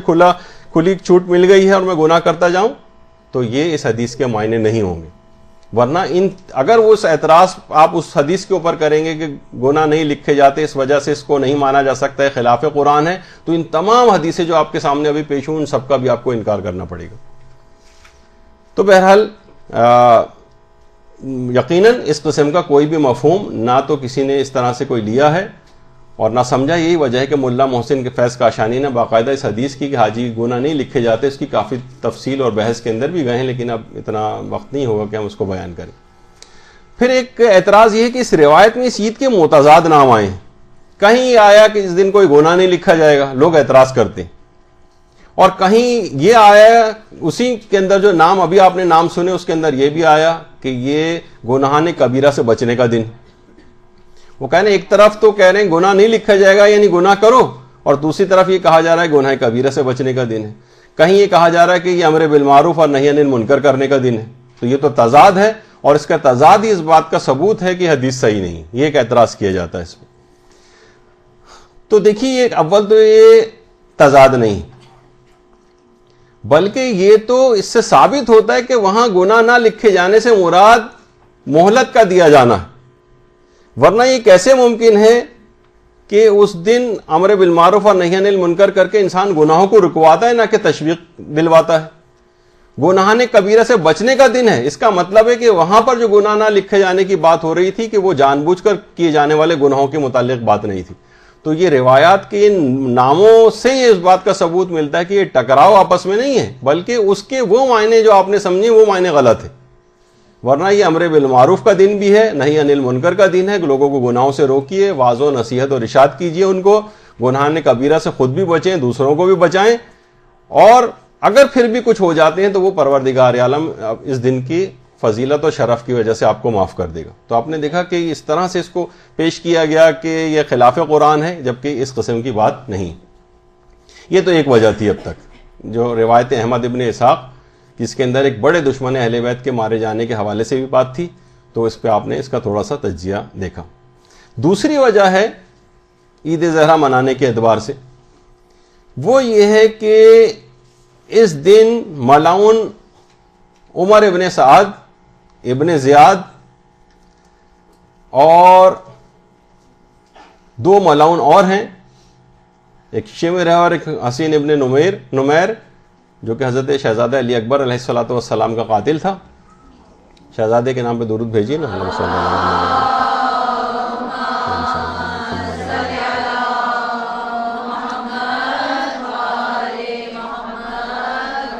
کہ جب ان چاروں کے سر مختار نے امام سجاد کے پاس بھجوائے تو امام اس پر بہت خوش ہوئے اور خاندان اہل بیت کو سوگ اٹھانے کا بھی حکم دیا. اسی وجہ سے علماء کی ایک بہت بڑی تعداد اس دن کو خوشی کے دن کے طور پر منانے کی تاکید کرتی ہے. تو دیکھیے یہ جو شخص تھا عمر ابن سعد، اس نے اہل بیت، اب یہ تو خیر مووی کے اعتبار سے جو آپ مختار وغیرہ کے اندر دیکھ رہی ہیں، ورنہ ظاہر ہے کہ اصل تصویر تو کوئی نہیں ہے اس کی، کہ اہل بیت کے اوپر جو ہزاروں مظالم کا باعث یہ شخص تھا، اور اسیروں پر بھی نہ جانے کیا کیا مظالم اس شخص نے کیے. اور اس نے وہی تھا کہ جس نے کہا تھا لوگوں گواہ رہنا کہ خیموں کے اوپر سب سے پہلا تیر میں نے چلایا ہے. اور سب سے زیادہ زہرا کے گھرانے کو اس ملعون کے جہنم واصل ہونے کی خبر میں بے انتہا خوشی محسوس ہوئی تھی، اور اسی مناسبت سے اس کو عید زہرا بھی کہا گیا ہے. یہ وہی عمر سعد ہے کہ جوانی میں جب یہ جوان تھا تو امیر المومنین نے اس کو دیکھ کر کہا تھا کہ اے عمر ابن سعد، اس دن تم کیا کرو گے جب تم خود کو جنت اور جہنم کے درمیان گم پاؤ گے اور بالآخر جہنم کو اختیار کر لو گے. اور سن 60 ہجری میں ہی امیر المومنین کی جو پیشگوئی تھی یہ پوری ہو گئی. ابن زیاد نے شہر رے کی جو حکومت تھی اس کو امام حسین سے جنگ کی ایک شرط قرار دیا تھا, اور امام حسین علیہ السلام نے مکمل پوری کوشش کی تھی کہ کسی طریقے سے یہ شخص راہ راست پر آ جائے, مگر اس پر دنیا غالب تھی, حب دنیا کا شکار تھا. بہرحال امام نے اتمام حجت اس کے اوپر کی, اور جب یہ کسی صورت میں قائل نہیں ہوا تو امام نے پھر اس کے متعلق یہ بات کہی کہ تجھے موت بستر پر ہی دبوچ لے گی, اور خدا بھی تجھ کو قیامت کے دن معاف نہیں کرے گا, اور خدا کی قسم عراق کی گندم کا ایک دانہ بھی تو نہ کھا سکے گا. یعنی جس شہر ریک کو تو چاہتا ہے کہ حاصل ہو جائے, تجھے عراق کی گندم کا ایک دانہ بھی کھانا نصیب نہیں ہوگا. تو اس نے امام سے ایک استہزاء کیا تھا اور مذاق کیا تھا, ٹھیک ہے اگر گندم نہ ملی تو میں جو کھا لوں گا. اور کربلا میں اسی ملعون نے امام حسین کے جسم پر گھوڑے دوڑانے کا حکم دیا, اور اس کے بعد 11 محرم کو اہل حرم کو اسیر کر کے اپنے نجس ساتھیوں کے جسموں کو دفن کرنے کے بعد امام حسین ان کے ساتھیوں کے پاکیزہ جسموں کو اسی طرح سے بے گور و کفن میدان کربلا میں چھوڑ کر کوفے کی طرف روانہ ہو گیا. اس کے مظالم کی ایک بڑی تفصیل ہے. تو سب سے زیادہ خوشی اس لحاظ سے حضرت زہرا کو ہوئی ہوگی اس کے واصل جہنم ہونے کی, اور مختار کے قیام کے بعد پھر مختار کے غلام کے ہاتھوں یا اپنے ہی گھر میں واصل جہنم ہو گیا. اور یہی وجہ ہے کہ علامہ مجلسی نے زاد المعاد میں بھی لکھا ہے کہ جیسے کہ بہت سے افراد یہ بات کہتے ہیں کہ عمر بن سعد لعین اسی دن واصل جہنم ہوا ہے 9 ربیع الاول کے دن.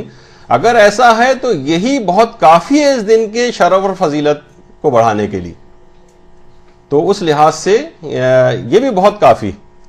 یعنی وہ پہلی والی بات اگر نہیں بھی ہو تب بھی یہ بات بہت کافی.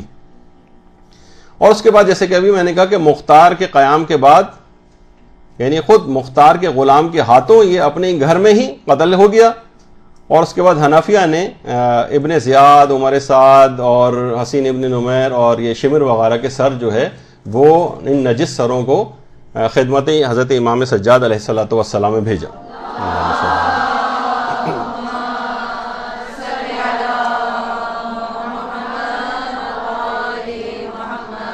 اچھا, جب یہ سر پہنچے تو امام اس وقت مکے میں تھے.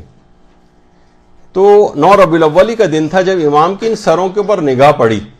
تو فوراً شکر کے سجدے کے اندر گر گئے اور کہا کہ اے پالنے والے, تیرا شکریہ ادا کرتا ہوں کہ تو نے ہمارے دشمنوں سے انتقام لیا.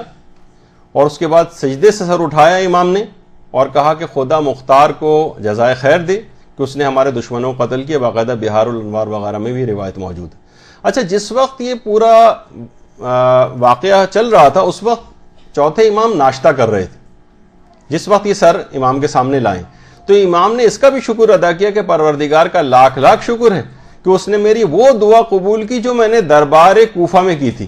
کہ جب میرے والد کا سر ابن زیاد کے سامنے تشت میں لا کر رکھا گیا تھا تو وہ ملعون ابن زیاد اس وقت ناشتہ کر رہا تھا. تو میں نے پروردگار سے دعا کی تھی کہ پروردگار مجھے اس وقت تک موت نہ دینا جب تک کہ میں اس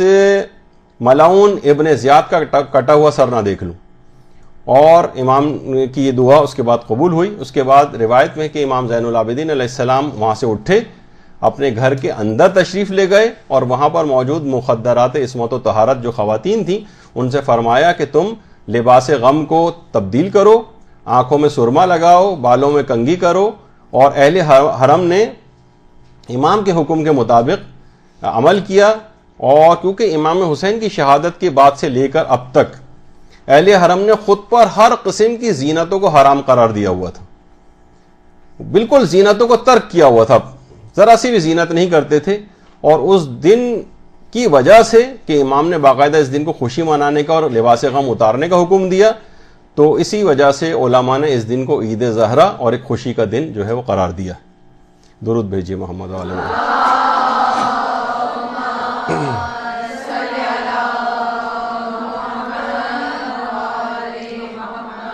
تو قاضی نور اللہ شستری جو ہمارے اچھے بڑے عالم گزرے ہیں, انہوں نے مجالس المومنین میں اور رجال کشی میں علامہ کشی نے خاندان اہل بیت لکھا ہے اس بات کو کہ خاندان اہل بیت کی جو خواتین تھیں انہوں نے 9 ربیع الاول تک زینتوں کو ترک کیا ہوا تھا، اور گھروں میں لباس غم جو ہے پہنا جاتا تھا. لیکن 9 ربیع الاول کے دن جب ابن زیاد وغیرہ کے سر اور عمر سعد کے سر وہاں پر خدمت امام میں پہنچے تو خواتین نے 5 سال کے بعد لباس غم اتار کر خوشی منائی. یہ واقعہ کربلا کے 5 سال بعد. اچھا، اب یہاں پر دیکھیے پھر کیونکہ معترضین ہر چیز پر اعتراض کرنے والے ہیں، تو یہاں پر ایک اعتراض ہوا ہے کیسے ممکن ہے خاندان اہل بیت کی عورتوں نے اتنے سال تک صفائی کا خیال ہی نہ رکھا اور کنگھی تک نہ کی ہو، کیونکہ روایت میں ہم نے فرمایا کہ کنگھی کرو. تو اس قسم کی بات جو ہے یہ کیسے ممکن ہے کہ انہوں نے صفائی کا خیال نہیں کیا؟ یعنی بہت ہی بیہودہ قسم کا ایک اعتراض جو ہے وہ کیا جاتا ہے. اور سر کو صاف کرنا کون سا ایسی خوشی کی علامت تھی جو انہوں نے سر صاف نہیں کیا تھا؟ حالانکہ سر کو صفائی کا اس لحاظ سے ذکر نہیں ہو رہا ہے یہاں پر کہ دیکھیے جو مفہوم ہے زینت کو ترک کیا ہوا تھا. تو زینت تو آپ خواتین آپ کو سب کو پتہ ہے کہ زینت ایک پورے پیکیج کا ایک نام ہوتا ہے. اس کے اندر سرما لگانا بھی ہوتا ہے اور کنگھی کرنا بھی ہوتا ہے اور مختلف اچھے کپڑے پہننا بھی ہوتا ہے، اور کتنی ہر اس زمانے کے بھی کچھ لوازمات تھے. سر میں تیل لگانا بھی ہوتا ہے. مثلا بہت سے لوگ کہتے نہیں ہیں کہ بھئی فلاں خاتون جو ہے کسی بیوہ خاتون کے متعلق اپنے شوہر کے انتقال کے بعد سے لے کر تو اس نے اب اچھے کپڑے پہننا ہی چھوڑ دی. تو کیا اس کے یہ معنی ہوتے ہیں کہ وہ عورت گندے سندے کپڑے پہن کر گھومتی رہتی ہے یا مثلا بہت ہی گھٹیا قسم کے کپڑے پہننے لگتی ہے؟ مقصد کہنا کا یہ ہوتا ہے کہ اچھے کپڑے پہننے سے مراد جو عام طور پر زرق برق لباس ہوتے ہیں، پارٹی ڈریس ہوتے ہیں، جس طریقے سے تیار ہو کر کسی جگہ جاتے ہیں، وہ اس نے اپنی زینت کو ترک کیا ہوا ہے. مثلا یہ کہ خاندان اہل بیت کی عورتوں نے سیاہ لباس کو اتارا، تو آپ کا کیا مقصد ہے کہ انہوں نے ایک دفعہ بھی کسی اور رنگ کا کوئی لباس ہی نہیں پہنا ہوگا؟ یعنی آپ اس میں موجگافیاں نکال سکتے ہیں کہ اس کا مطلب ہے پورے 5 سال تک جتنے بھی کپڑے سلوائے جاتے تھے ان میں ایک بھی کالے رنگ کے علاوہ کوئی دوسرا کپڑا نہیں ہوتا تھا. مقصد کہنے کا یہ ہے کہ زیادہ تر وہ کالے رنگ کا لباس پہنا کرتے تھے غم کی علامت کے طور پر. یہ نہیں کہ مستقل 24 گھنٹے اور جتنے بھی 5 سال تک لباس بھی سلواتے رہے وہ ایک لباس ہی سیاہ رنگ کا ہوتا تھا. اور کہیں کوئی روایت آپ کو مل گئی جس میں کوئی اور رنگ کا تذکر آ گیا تو فوراً انکار کرنا شروع کر دیں. تو لفظوں سے نکاح نہیں کیا جاتا. یعنی پورا ایک مفہوم اور پیکیج ہے کہ زینت کو ترک کرنا، اس میں کنگھی، تیل، سرما اور اس طرح کی مختلف چیزیں آتی ہیں. اور اس سے یہ نہیں کہ انہوں نے اپنے خدا نہ خواستہ معاذ اللہ نہ سر کو صاف کیا تھا نہ کچھ. یہ باقاعدہ بہت سے علمی حلقوں سے یہ بات ہو جاتی ہے تو بعض اوقات حیرانگی ہوتی ہے کہ کسی بھی روایت کا اس انداز سے تجزیہ و تحلیل کرنا اور لفظی طور پر اس کے اندر واجبات و حرام والی اس کے اندر تو ہم لفظی بحثیں کر سکتے ہیں، لیکن ایک واقعے کے تناظر میں اس کو اس طرح سے بیان کرنا تو وہ ایک مناسب رویہ نہیں. تو مثلا کہتے نہیں گھر میں کہ چلو بھائی جاؤ کپڑے پہن کر آؤ اچھے، تو اس کے معنی یہ نہیں ہوتے کہ مثلا اس نے کپڑے پہنے ہوئے نہیں اس کو کہا جا رہا ہے. یعنی ایک خاص الفاظ استعمال کیے جاتے ہیں جس سے ہر کوئی شخص دماغ میں اس کا ایک مفہوم ہوتا ہے، وہ سمجھتا ہے کہ اس بات کا مقصد کیا ہے. اچھا، اب پھر اس کے بعد ایک اعتراض یہ بھی ہوتا ہے کہ اگر ایسی بات ہے جیسے کہ آپ نے کہا کہ چوتھے امام کو بہت خوشی ہوئی، تو پھر اس عید کا نام عید زہرا کے بجائے عید امام زین العابدین ہونا چاہیے تھا. یہ ایک اعتراض ہے. یا اس کا نام عید حضرت زینب سلام اللہ علیہا ہونا چاہیے تھا. اللہم صلی اللہ علیہ وسلم.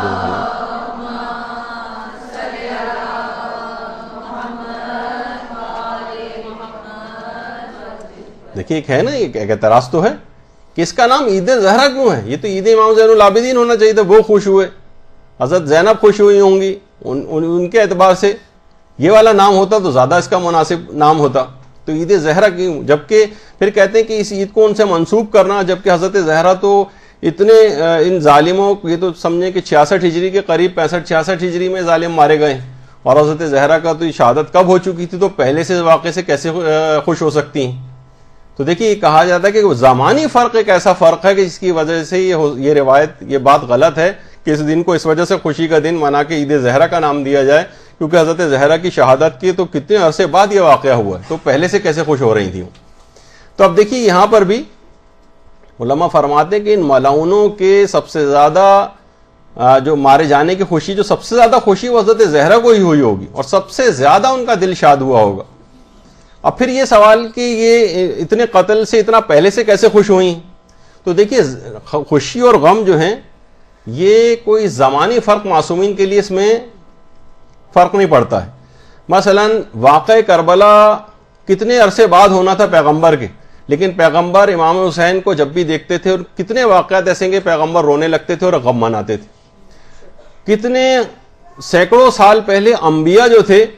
وہ واقعہ کربلا کو یاد کر کے روتے رہے. کتنی ہی روایات کے اندر اس کا تذکرہ آیا، جبکہ ان کے تو سینکڑوں سال بعد یہ واقعہ ہونا تھا. پیغمبر اسلام کے سامنے تو خود امام حسین موجود تھے، زندہ سلامت تھے، لیکن پھر بھی پیغمبر جو غم مناتے تھے. تو معصومین کے لیے، انبیاء کے لیے جو مستقبل کی خبریں رکھتے ہیں، ان کے لیے پہلے سے غم منانا یا خوش ہونا، یہ کوئی زمانی فرق کی وجہ سے اس بات پر اعتراض کرنا کہ وہ پہلے سے کیسے خوش ہو گئی تھی، یہ بہت ہی نامعقول قسم کا ایک اعتراض ہے.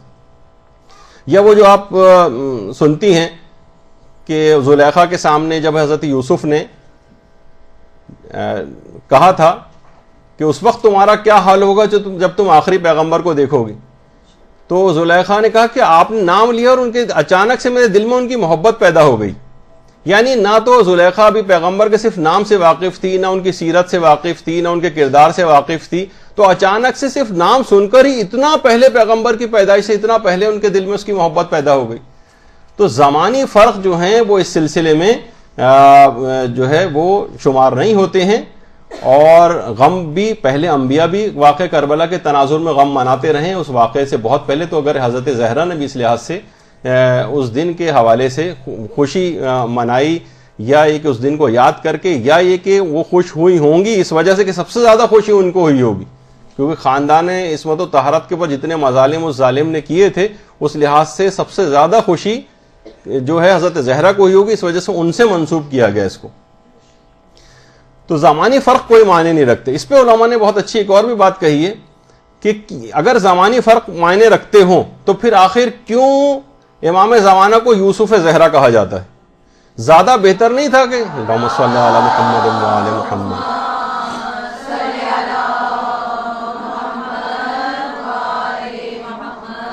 حضرت زہرا کے زمانے میں تو امام زمانہ پیدا ہی نہیں ہوئے تھے، ان کو اصلاً تو یوسف نرجس کہا جانا چاہیے تھا امام زمانہ کو، لیکن انہیں پھر بھی یوسف زہرا کہا جاتا ہے. تو بہرحال اس قسم کے اعتراضات کی اس میں کوئی گنجائش نہیں کہ ان اعتراضات کر کے اس دن کی عظمت اور شرف سے لوگوں کو خوشی منانے سے روکا جائے. اچھا، اب تیسری وجہ جو ہے اس دن کو خوشی کے طور پر منانے کی، وہ یہ ہے کہ جو کہ شیخ محمد حسین آل کشف الغطا نے لکھی. ہمارے بہت بڑے عالم تھے شیخ محمد حسین آل کشف الغطا.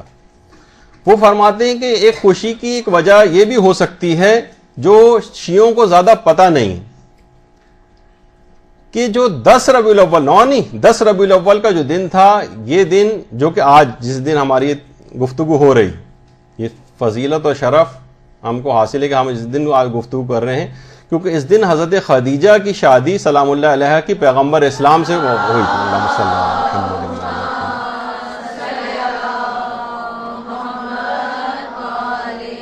اصلاً وہ آج کا دن، یعنی آج اس لحاظ سے بھی خوشی کا دن ہے، تو 9 کے بجائے 10 کو. لیکن کیونکہ بعض اوقات یہ ہوتا ہے نا کہ بہت ساری خوشیاں، جیسے 12 کی بھی روایت ہے پیغمبر کی پیدائش کی، 17 کی ہمارے یہاں زیادہ معتبر ہے، البتہ ایک قول 12 کا بھی. تو برادران اہل سنت کے ساتھ مل کر ایک ہفتہ وحدت کے طور پر، یعنی ان تمام دنوں کو ہی قرار دے دیا جائے اور اس میں تقریبات وغیرہ منعقد کی جاتی ہیں. تو اگلے ہی دن کیونکہ یہ نکاح کی تاریخ، خوشی کی تاریخ تھی، تو 9 ہی کے دن بہت ساری مناسبتوں کی وجہ سے ایک دن پہلے اس کی بھی خوشی جو ہے وہ منا لی جاتی تھی. تو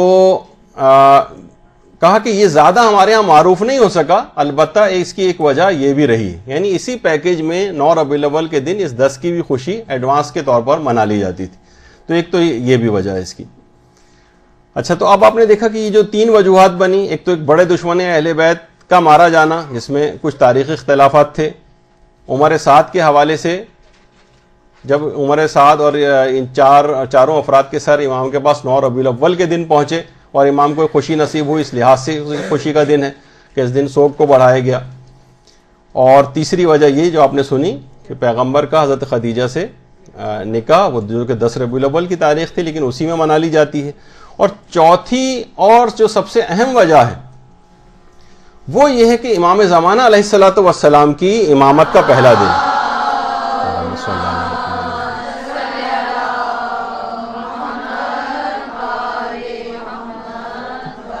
کیونکہ 8 ربیع الاول کو شہادت امام حسن عسکری علیہ الصلوۃ والسلام ہے اور اس کے بعد اللہم صلی علی محمد وعلی محمد.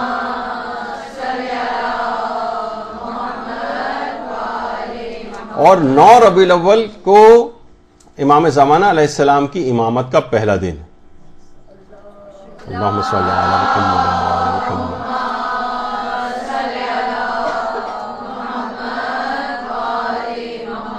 اور بہت سے علماء نے مثلا آیت اللہ مصطفی جو ہیں انہوں نے بھی اپنے ایک درس میں یہ بات بیان کی کہ 2 وجوہات کی بنا پر خاص طور پہ یہ دن خوشی کا دن ہے 9 ربیع الاول. ایک تو وہی عمر سعد کے قتل ہونے کی خوشی، اور دوسری امام زمانہ کی امامت کا پہلا دن کہ جو زمین کو عدل و انصاف سے بھر دیں گے اور ظالموں سے آ کر انتقام لیں گے. اور اس طرح سے وہ حضرت زہرا کے دل کو شاد کریں گے. اس وجہ سے عید زہرا کہا جاتا ہے کہ امام زمانہ کی امامت کا دن شروع ہو گیا ہے، اور امام زمانہ ہی وہ ہیں جو ان ظالموں سے آ کر انتقام لے کر حضرت زہرا کے دل کو سب سے زیادہ شاد کریں گے. یہ ایک وجہ ہے اس کو عید زہرا کہنے کی ایک بہت بڑی. اور علماء یہ بھی فرماتے ہیں کہ اس دن کی تناظر میں حضرت زہرا نے امام زمانہ کو اس وقت کہ جب کہ دیوار اور دروازے کے درمیان بھینچا ان کو گیا تھا اور اس کے بعد محسن بھی شہید ہوئے تھے جس کے نتیجے میں، اس وقت حضرت زہرا نے یا ابا صالح المہدی ادرکنی کہا تھا. یعنی امام زمانہ کو اس وقت یاد کیا تھا کہ اس ظلم کا انتقام بھی امام زمانہ آ کر لیں گے. اور حقیقی انتقام انہوں نے جبکہ ان کی امامت کا دور شروع ہوا اس دن سے، تو ہم اس دن کو خوشی کے طور پر مناتے ہیں کہ اور حضرت زہرا بھی کیونکہ یہی آ کر ان کا انتقام لینے والے ہیں. اچھا، یہ والا جو جملہ ہے، اس جملے کو کہ حضرت زہرا نے ان کو پکارا تھا دیوار اور دروازے کے درمیان دب کر، اس بات کو باقاعدہ سب سے پہلے علامہ امینی نے بیان کیا ہے، جو کہ صاحب الغدیر ہیں اپنی کتاب الغدیر میں. علماء نے لکھا ہے جو تحقیق کی ہے کہ بہرحال انہوں نے اپنے اس بات کا مصدر تو نہیں لکھا ہے، لیکن انہوں نے بہت زیادہ الغدیر جب احادیث تلاش کی تھی اور ملکوں گئے تھے کتب خانوں کے اندر، اور جس طرح سے یہ غرق رہتے تھے کتابوں کے اندر، ہو سکتا ہے کہ ان کے پاس اس کا مصدر موجود ہو، لیکن بہرحال الغدیر میں انہوں نے لکھا نہیں. لیکن علامہ امینی کا کوئی ایسی ان اوتھینٹک بات لکھ نہیں سکتے اپنی ایسی کتاب کے اندر. تو بہرحال اس لحاظ سے یہ جملہ سب سے پہلے علامہ امینی نے، جو کہ ان کی نگاہ میں ہو سکتا ہے کچھ کتابیں یا اس کا سند ہو، لیکن انہوں نے کیونکہ لکھے نہیں، تو ہو سکتا ہے کہ یہ بھی وجہ ہو کہ حضرت زہرا کے اوپر جو یہ ظلم ہوا تھا تو وہ ظلم کا انتقام لینے کے لیے کیونکہ امام زمانہ علیہ السلام آئیں گے، تو اس لحاظ سے اس دن کو عید زہرا جو ہے کہا گیا،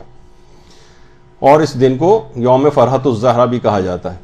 اور کتنے ہی مراجع کرام ہمارے ایسے ہیں کہ جو باقاعدہ اس دن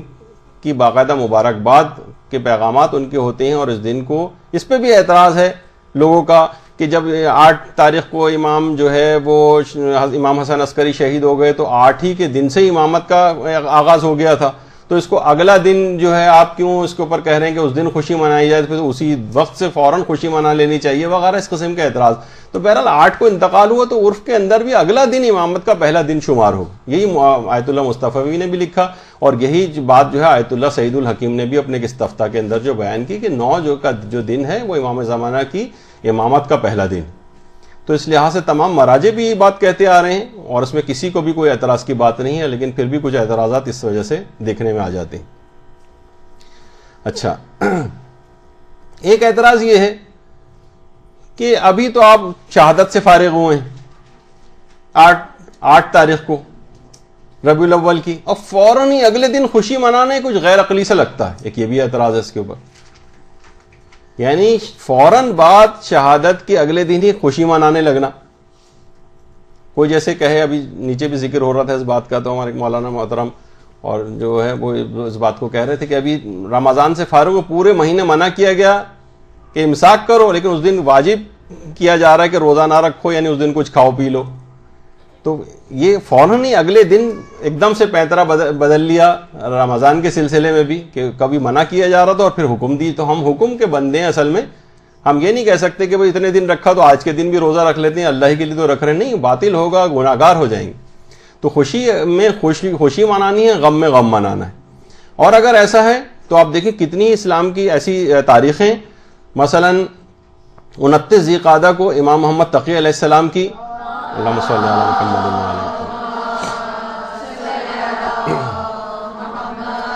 وعلی محمد، امام محمد تقی کی شہادت کا دن ہے، اور اس کے بعد اگلے ہی دن پہلی ذی الحجہ کو حضرت زہرا اور مولا کی شادی کی خوشی منائی جاتی،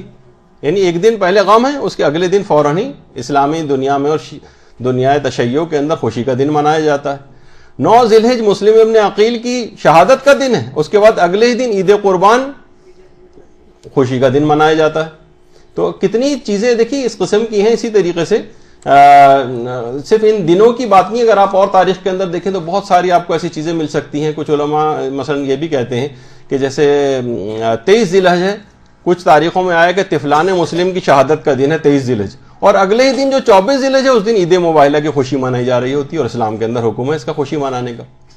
تو غم بھی منا رہے ہیں اور اگلے دن خوشی بھی منا رہے ہیں، بلکہ میں تو یہ کہوں کہ ایک ہی دن کے اندر غم اور خوشی کا بھی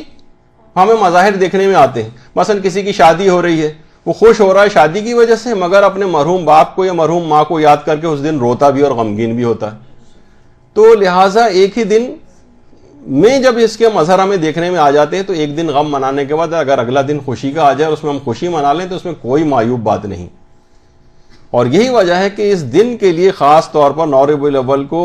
خوشی کے دن منانے کے طور پر آیت اللہ صافی گل پائگانی اور دیگر جو مراجع ہیں ان کے آفس سے باقاعدہ پیغام تک جاری ہوتے ہیں، پیغام عید کے طور پر، یعنی باقاعدہ پیغامات لوگوں کے لیے، اس میں واضح و نصیحت کی بات بھی ہوتی ہے، مبارکباد بھی دی جاتی ہے۔ اگر یہ دن خوشی کے طور پر منایا جانا جو ہے وہ کوئی حرام ہوتا یا ممنوع ہوتا یا مکروہ ہوتا یا نامناسب ہوتا اس کو منانا، تو مراجع کے آفیسز سے اس قسم کے پیغامات عید جاری نہ ہوتے۔ تو اس میں خوشی ہے کہ امام کی امامت کا کیونکہ پہلا دن۔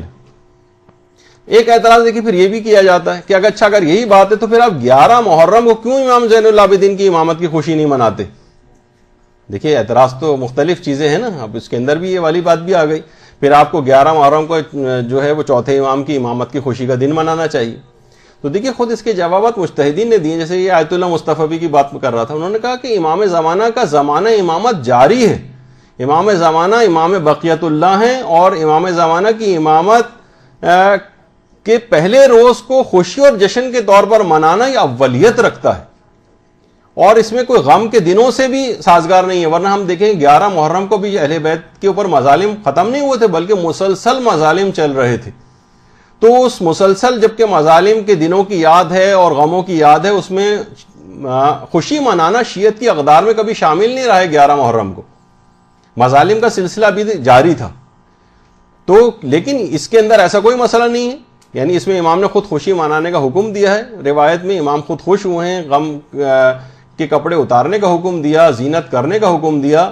اور ائمہ کے اپنے اصحاب اس طرح سے عمل کرتے رہے، تو اس وجہ سے ہم خوشی مناتے ہیں۔ اور کیونکہ امام زمانہ کی امامت جاری و ساری جس میں ہم سانس لے رہے ہیں، ان کی امامت کا پہلا دن ہے، تو ان کی امامت کے پہلے دن کو خوشی کے طور پر منانا جبکہ کسی غم کی تاریخوں سے اس کا ٹکراؤ بھی نہیں ہے، تو اس میں یہ اولیت رکھتا ہے۔ اس وجہ سے ہم خاص طور پر امام زمانہ کی امامت کے پہلے دن کو خوشی کے دن کے طور پر مناتے ہیں۔ تو یہ اللہم صلی اللہ علیہ وسلم۔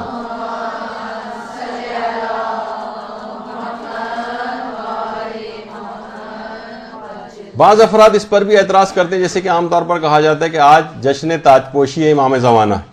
تو باقاعدہ اس کی پوسٹ بھی بنا کر لگائی جاتی ہیں کہ تاج پوشی امام زمانہ انتہائی، کیونکہ تو بہری حضرات مثلا یہ الفاظ استعمال کرتے ہیں، اور ہمارے امام وہ تو اس قسم کی تمام شان و شوکت اور جاہ و حشم جو دنیاوی بادشاہ کے ہوتے ہیں ان سے بہت دور ہے ان کی سیرت، تو لہٰذا اس جملے کو استعمال کرنا بالکل بھی نامناسب ہے کہ تاج کا لفظ جس کے اندر آ جائے، تاج پوشی وغیرہ کا۔ تو سب سے پہلی بات یہ کہ جو ہم اس تاج کی بات ہی نہیں کر رہے جو دنیاوی بادشاہ کچھ دھاتوں کے، سونے اور جواہرات کے تاج وغیرہ پہنتے ہیں، یہ کب کہا ہے ہم نے؟ نہ کسی بھی شخص کے دماغ میں یہ ہوتا ہے کہ اس قسم کا کوئی تاج جیسے خود ہی ایجاد کر کے کہ ہم اس قسم کے کسی تاج پہنائے جانے کے قائل ہیں شیعہ حضرات۔ تو دیکھیے الفاظ کو پکڑ کر اس طرح سے مخالفت جو ہے وہ نہیں کرنی چاہیے، اس سے مراد دنیاوی تاج نہیں۔ دیکھیے سب سے پہلی بات تو یہ عرض کر دی جائے، بہت سارے محاورے نہیں ہوتے، مثلا آپ اخبارات میں پڑھتی رہتی ہیں باتیں تو اچھی نہیں کہ مثلا لڑکی گھر سے بھاگ گئی اور پورے خاندان کی ناک کٹ گئی، اب آپ کہیں کہ بتائیے ایک ایک آدمی کی ناک چیک کرتے پھر رہے ہیں، بھائی محاورے کے طور پہ بات کی جا رہی ہے، ناک کٹنے سے مراد جناب یہ تو واقعہ ایسا ہو گیا کہ پورے خاندان کی غیرت کا جنازہ نکل گیا مثلا.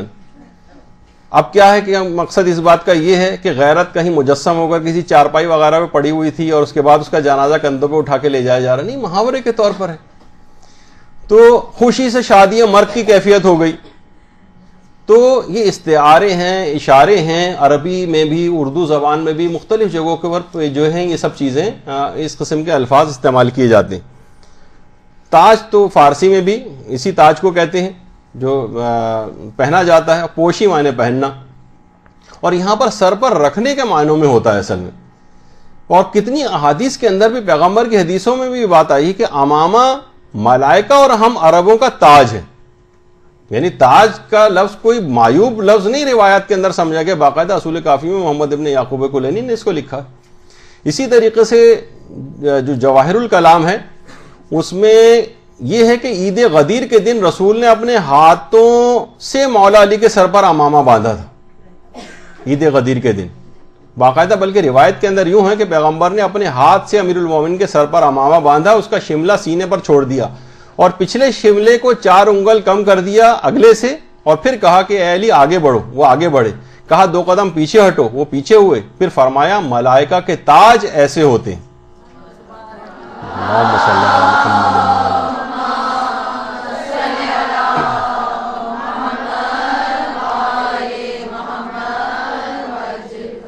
اور اس روایت کو آیت اللہ مرشی نجفی نے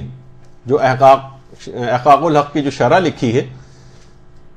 کہ روز محشر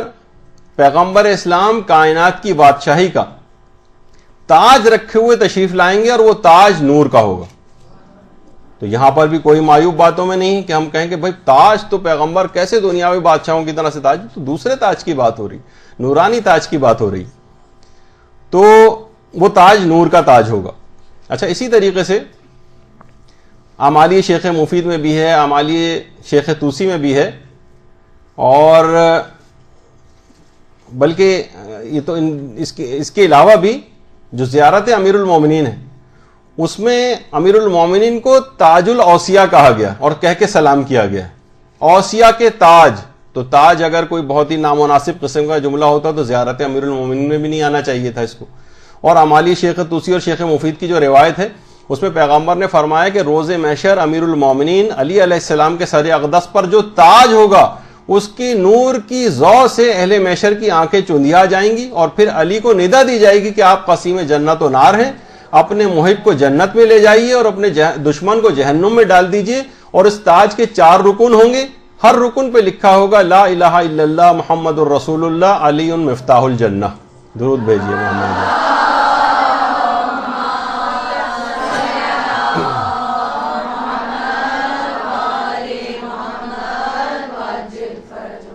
اسی لحاظ سے علامہ امینی نے بھی اس بات کو لکھا ہے،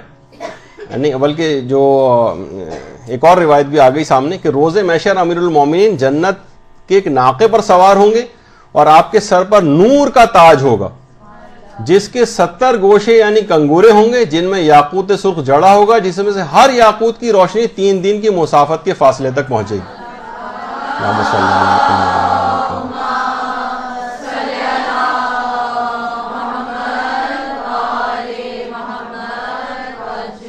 اور علامہ امینی نے بھی باقاعدہ الغدیر کے اندر بلکہ ایک دعا ایک اور بھی سامنے آ گئی کہ دعا عبرات کا بھی ہے کہ پروردگار میں تجھ سے تقرب چاہتا ہوں اس فرد اول کے ذریعے جس کو تو نے تاج جلالت پہنایا ہے. اور علامہ امینی کے حوالے سے جو بات ہو رہی تھی کہ انہوں نے یہ کہا کہ پیغمبر نے جو میدان غدیر میں جو امامہ امیر المومنین کے سر پر بطور تاج یعنی جو پہنایا تھا اس کا نام صحاب تھا. صحاب اس امامے کا نام تھا.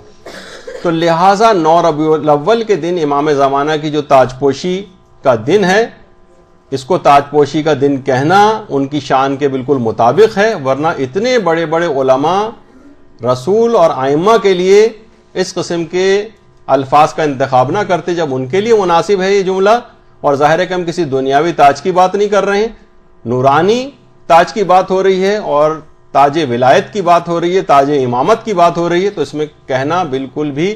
نہ صرف یہ کہ غیر موضوع نہیں ہے بلکہ مستحسن ہے، کیونکہ روایات میں بھی اس قسم کے تاج کا تذکرہ آیا ہے. اور جہاں تک یہ کہنا کہ بوری حضرات اس دن کو تاج پوشی کا دن اپنے ان کے لیے قرار دیتے ہیں، تو اگر وہ قرار دیتے ہیں ان کو قرار دینے دیجیے، اس سے ہم اپنی چیزوں سے تو پیچھے نہیں ہٹیں گے نا. مثلا ہم بھی سبیلے لگاتے ہیں، اور جو ہندوؤں کے جو اپنے فیسٹیول ہوتے ہیں، ان کی جو عبادات ہوتی ہیں، اس میں ان کے ہاں بھی سبیلے لگائی جاتی ہیں. تو ہم کہیں گے کیونکہ ہندو لگاتے ہیں سبیلے تو ہم اپنے یہاں سے ان سبیلوں کا سلسلہ بند کر دیں. کچھ چیزیں اگر وہ لوگ کر رہے ہیں اور دوسروں کے اندر بھی رائج ہے تو ہمیں اس سے کوئی تعلق نہیں کہ ہم پر بوہریوں کی مشابہت کا جو ہے وہ الزام لگایا جائے. اور کتنے ہی علماء کے دیکھیے فتاوے اس سلسلے میں ہیں کہ امام زمانہ کی امامت کا پہلا دن، جیسے کہ ابھی میں نے آیت اللہ سعید الحکیم اور دیگر مراجع اور بھی بہت تھے، لیکن اتنا وقت نہیں کہ ان کو آپ کے سامنے پیش کیا جائے. پھر ایک دماغ میں آتا ہے کہ جب آپ انٹرنیٹ اور چیزیں دیکھیں گے تو اس دن کے خلاف بعض فتاوے اس طرح سے نقل کیے جاتے ہیں جس سے لگتا ہے کہ یہ دن بالکل ان اوتھینٹک ہے، نہیں منانا چاہیے. تاثر یہ نکلتا ہے اس سے. ہو سکتا ہے کہ بہت سے لوگ اس انداز سے نہ بھی بناتے ہوں بلکہ علمی ڈسکشن کے طور پر اس کو کرنا چاہتے ہوں، لیکن بہرحال عمومی تاثر اس سے یہی نکلتا ہے کہ اس طرح سے فتاوے کوٹ کیے جاتے ہیں. اچھا اب دیکھیے ان فتاووں کے اندر اگر سوال دیکھیں کہ دیکھیے اتنے سارے مراجع سے یہ سوال پوچھا گیا، آیت اللہ سید علی خامنئی سے، ناصر مکارم سے، فاضل لنکرانی سے، آیت اللہ عراقی سے، صافی گل پائگانی سے، کیا سوال دیکھیے. سوال دیکھیے، بعض لوگ عالم و غیر عالم اس بات کے معتقد ہیں کہ 9 ربیع الاول سے جو کہ عید زہرہ سے منسوب ہے، 11 ربیع الاول تک انسان جو چاہے انجام دے، وہ کام شرعن ناجائز ہو تب بھی گناہ شمار نہیں ہوگا اور فرشتے اسے نہیں لکھیں گے. برائے مہربانی اس کا حکم بیان فرمائیے. اب آپ خود بتائیے کہ سارے مراجع کی دنیا کے 1000 مراجع کے پاس بھی بھیج دیں گے تو جواب وہی آئے گا جو نیچے لکھا ہوا کہ شریعت کی حرام کی ہوئی چیزیں ہر جگہ، ہر موقع اور ہر وقت کے لحاظ سے مخصوص نہیں ہے، کیونکہ کسی دن مخصوص دن کی مناسبت سے بھی وہ حلال نہیں ہوں گی، بلکہ ایسے محرمات ہر جگہ اور ہر وقت حرام ہیں. اور جو لوگ بعض ایام میں ان کو حلال کی نسبت دیتے ہیں وہ کورا جھوٹ اور بہتان ہے، اور ہر وہ کام جو بذات خود حرام ہو یا مسلمانوں کے درمیان تفریقے کا باعث ہو شرعاً گناہ اور عذاب کا باعث ہے. یعنی ان کاموں کو کہا گیا ہے اور اس سوچ کو کہا گیا ہے کہ اس دن یہ سوچ کر گناہ کرنا، جس کے متعلق ابھی ہم نے بات بیان کی.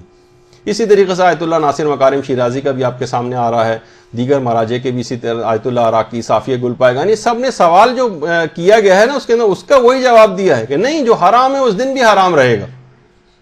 جو حرام ہے اس دن حرام رہے گا. لیکن اس سے تاثر بہرحال یہ نکلتا ہے کہ نہیں، اس دن کو نہیں منانا چاہیے عید کے طور پر، جو بالکل غلط تاثر اس میں اس حرام کاموں کو کرنا وہ منع کیا گیا کہ آپ یہ دن سوچیں گے نہیں آج کے دن جو چاہیں کریں، نہیں، یہ اس بات کو منع کیا گیا اور کہا کہ نہیں یہ بہتان ہے، ایسا کچھ نہیں ہے، جان بوجھ کے ایسا نہیں ہو سکتا. البتہ سہون ہو جائے تو دیگر فتاوے میں کہا ہے کہ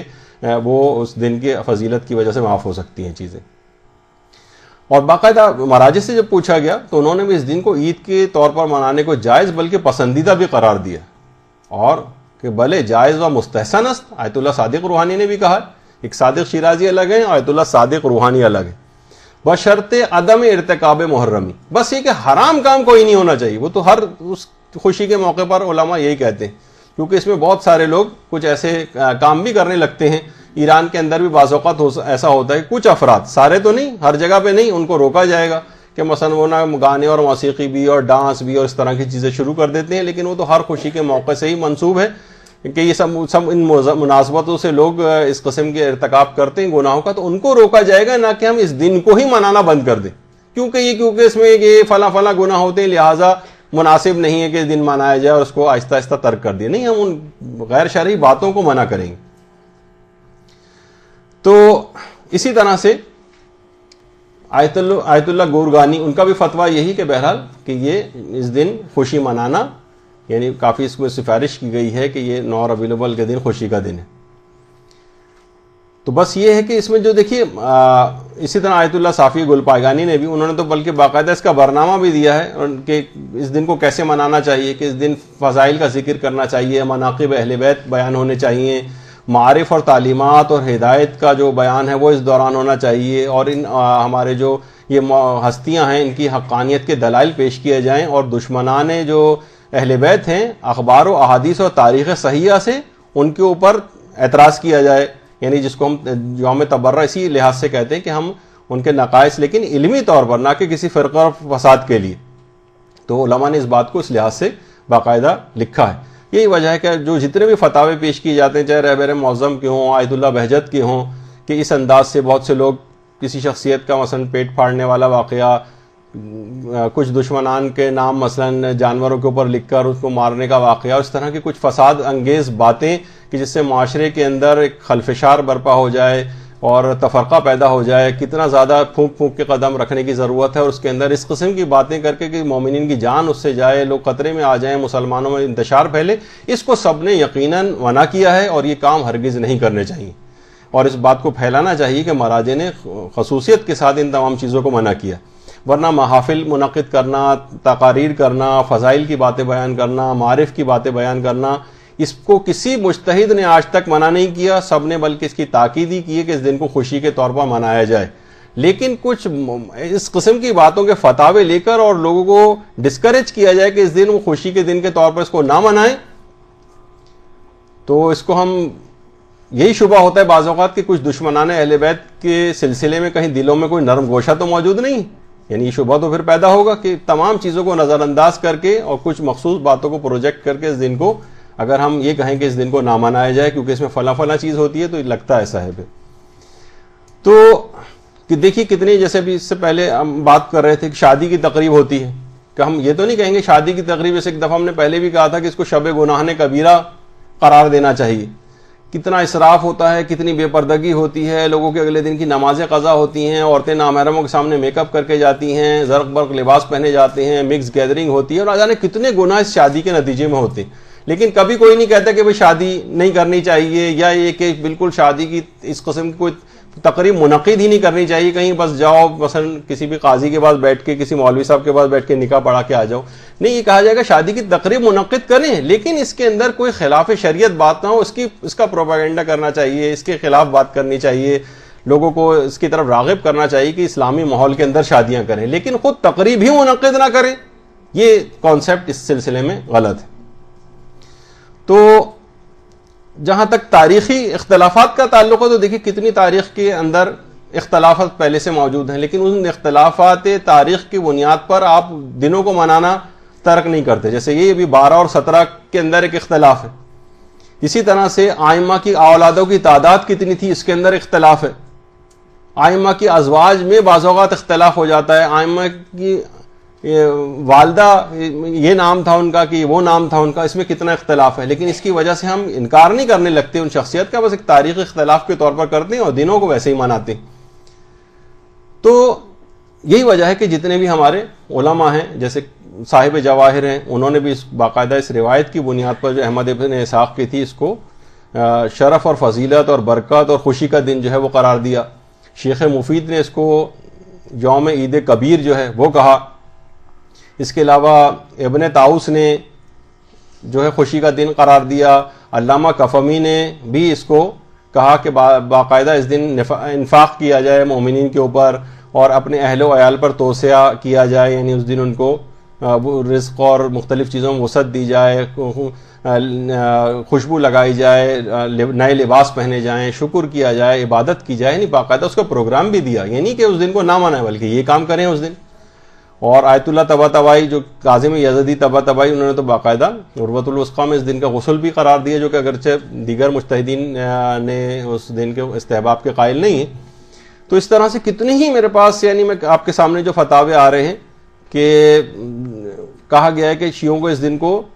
تعظیم کے اس کی کرنی چاہیے اور اس دن اظہار خوشی کرنا چاہیے، اور امام خمینی کے جو استاد تھے آیت اللہ مرزا جواد ملکی تبریزی، انہوں نے المراقبات میں اس دن کو دشمنان نے اہل بیت کی نابودی کا دن قرار دیا اور زور دیا ہے کہ اس دن کو خوشی کے دن کے طور پر منائیں۔ اسی طرح سے آیت اللہ کاظم یزدی، ان کا تو ابھی حوالہ آ گیا اس سے پہلے، اس کے علاوہ علامہ کفمی نے بھی 9 ربیع الاول کے دن خوشی کے دن کے طور پر منانے کو کہا ہے۔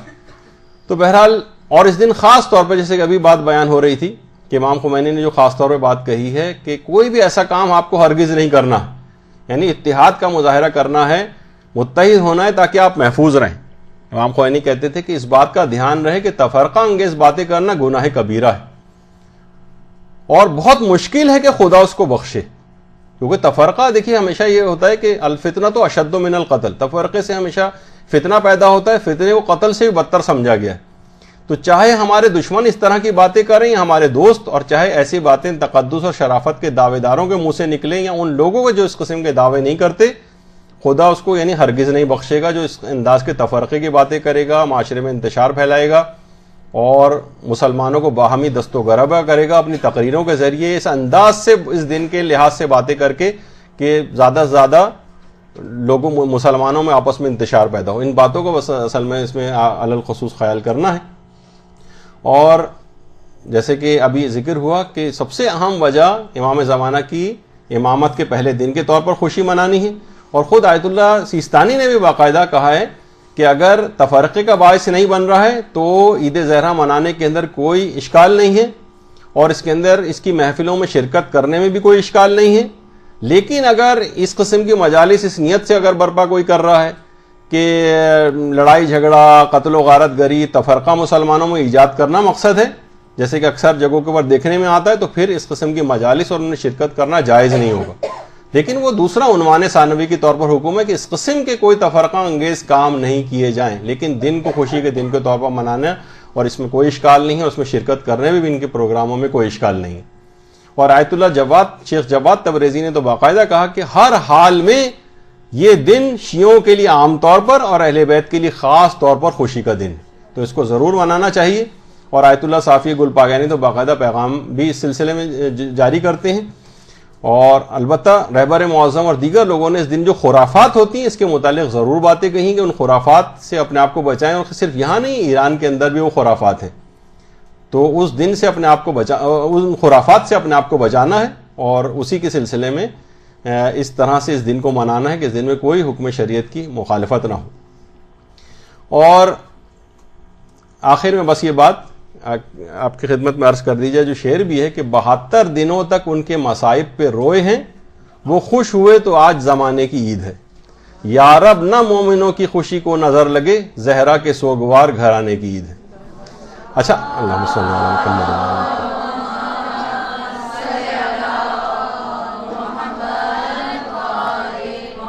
اچھا، اب اس دن کے تقاضے کیا ہیں، اس پر ہمارے استاد محترم مولانا صادق حسن صاحب قبلہ کا ایک آپ کلپ ملاحظہ کر لیں. دیکھیں اس دن آپ کو تقاضا کیا ہے اس دن کا، یہ خاص طور پر جو پیغام ہے وہ میں نے خود بیان نہیں کیا کہ مولانا محترم کی آواز سے آپ سنیں گے تو زیادہ بہتر. 9 ربیع الاول کا دن آئے اور اب جو امام 2 مہینے اور 8 دن، بلکہ اگر حج کی تاریخوں سے کیلکولیٹ کریں تو 3 مہینے جس گھر میں رہے تو روزانہ نماز فجر حرم میں پڑھ کے امام وہاں آتے ہیں، گھر کا دروازہ کھول دیا جاتا ہے، جتنے آنے والے آنا چاہیں آ کے امام کے بعد بیٹھے. پھر باقاعدہ ناشتے کا انتظام ہوتا ہے، دسترخوان بچھایا جاتا ہے اور لوگوں کو ناشتہ دیا جاتا ہے. اور چونکہ میزبان کی بھی ذمہ داری ہے کہ نہ صرف یہ کہ مہمانوں کے ساتھ بیٹھے بلکہ آغاز وہی کرے، تو خود امام بھی تشریف فرما. 9 ربیع الاول 67 ہجرت کہ اچانک ایک آدمی بھرے ہوئے مہمانوں کے اس کمرے میں داخل ہوا، دسترخوان بچھا ہوا، ناشتہ شروع ہو چکا، اس کے ایک ہاتھ میں خط ہے، دوسرے ہاتھ میں تھیلی. آگے بڑھ کے چوتھے امام کے قریب گئے، فرزند رسول میں مختار کا قاصد، یہ خط بھی مختار نے بھجوایا، یہ تھیلی بھی مختار نے بھجوائی. خط کھول کے پڑھا گیا،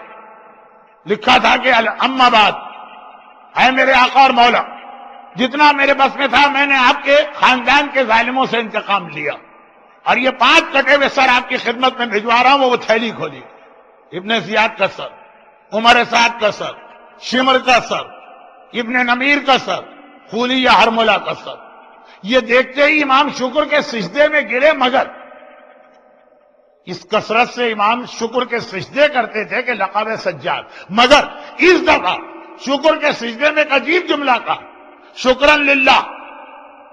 شکر اس خدا کا جس نے میری دعا کو اس انداز سے پورا کیا. جب امام اٹھے سجدے سے، سارے مجمع نے کہا مولا یہ کون سی دعا کا حوالہ دیا؟ کہا جب میرے بابا کا کٹا سر ابن زیاد کے پاس پہنچا تھا، وہ ملعون ناشتے میں لگا تھا. ارے حقارت و ذلت کے انداز میں اس نے کہا رکھ دو ان سروں کو ایک طرف، پہلے مجھے ناشتہ کرنے دو. اس وقت میں نے خدا سے دعا مانگی تھی، پروردگار اس ظالم کا کٹا ہوا سر بھی میرے پاس اس وقت آئے کہ جب میں ناشتہ کر رہا ہوں. اور اس انداز سے خدا نے میری دعا قبول کی. امام اٹھے، کہا تم لوگ یہ سر بھی دیکھو، ناشتہ بھی کرو. یہ کہہ کہ امام اٹھے، اہل حرم کے پاس گئے، کربلا سے لے کے آج تک سیدانیوں نے نئے کپڑے نہیں پہنے، نئے کپڑے کا حکم دیا، بالوں میں تیل نہیں ڈالا، تیل کا حکم دیا، کنگھی نہیں کی، کنگھی کا حکم دیا، چولہا روشن نہیں ہوا تھا، حکم دیا کہ آج اچھے اچھے اور لذیذ کھانے پکائے جائیں، جیسے عید ہے اس طرح سے اس کو مناؤ۔ 9 ربیع الاول باہر آئے، اب باہر آ کے امام وہ سب دیکھتے جا رہے ہیں، شکرن للہ شکرن للہ شکرن للہ کہتے جا رہے ہیں۔ اب وہاں پہ اصل یہ جملہ تھا، کل رات کو یہ واقعہ آپ نے سنا ہے، اس لیے میں 10 منٹ کی تکرار کی آپ سے معافی مانگ رہا ہوں۔ اب یہ جملہ امام کے پاس روز آنا امام کے پاس ناشتے کے اختتام پہ ایک سویٹ ڈش یا ایک ڈیزرٹ لا کے رکھی جاتی تھی امام کی طرف، اور وہ اتنی ٹیسٹی اور مزیدار ہوتی تھی، کس طرح وہ بنائی جاتی ہے اس کا نسخہ یا ریسیپی کسی کو نہیں پتا۔ عورتیں ہوتی تو پوچھ لیتی نا کہ بھائی وہ اس کی ریسیپی کیا، ذرا جلدی سے زبیدہ آپا بتا دیجیے، ہم کو لکھنا ہے، یہ پتہ نہیں کون سی آپا ہے، مجھے تو لوگوں نے بتایا، ہوں گی کوئی آپا۔ تو خلاصہ یہ ہے کہ اب وہاں کیونکہ عورتوں کا انوالومنٹ نہیں ہے، مردوں، وہ اتنی لذیذ کہ بہت سارے لوگ جو امام کو امام بھی نہیں مانتے، وہ ناطق ہے، خالی وہ سویٹ ڈش کھانے کے لیے آتے، خالی اس کے لیے۔ جو ہمارے یہاں تبرک کا بھی ایک کنسپٹ ہے کہ اس بہانے لوگوں کو لا کے بٹھاؤ، پیغام امام پہنچاؤ، ہے ایک تصور، لیکن اس کی تفصیل میں نہیں جا رہا۔ تو خیر، ان کو باقی معاملات سے اتنا انٹرسٹ نہیں تھا، اب وہ انتظار کر رہے ہیں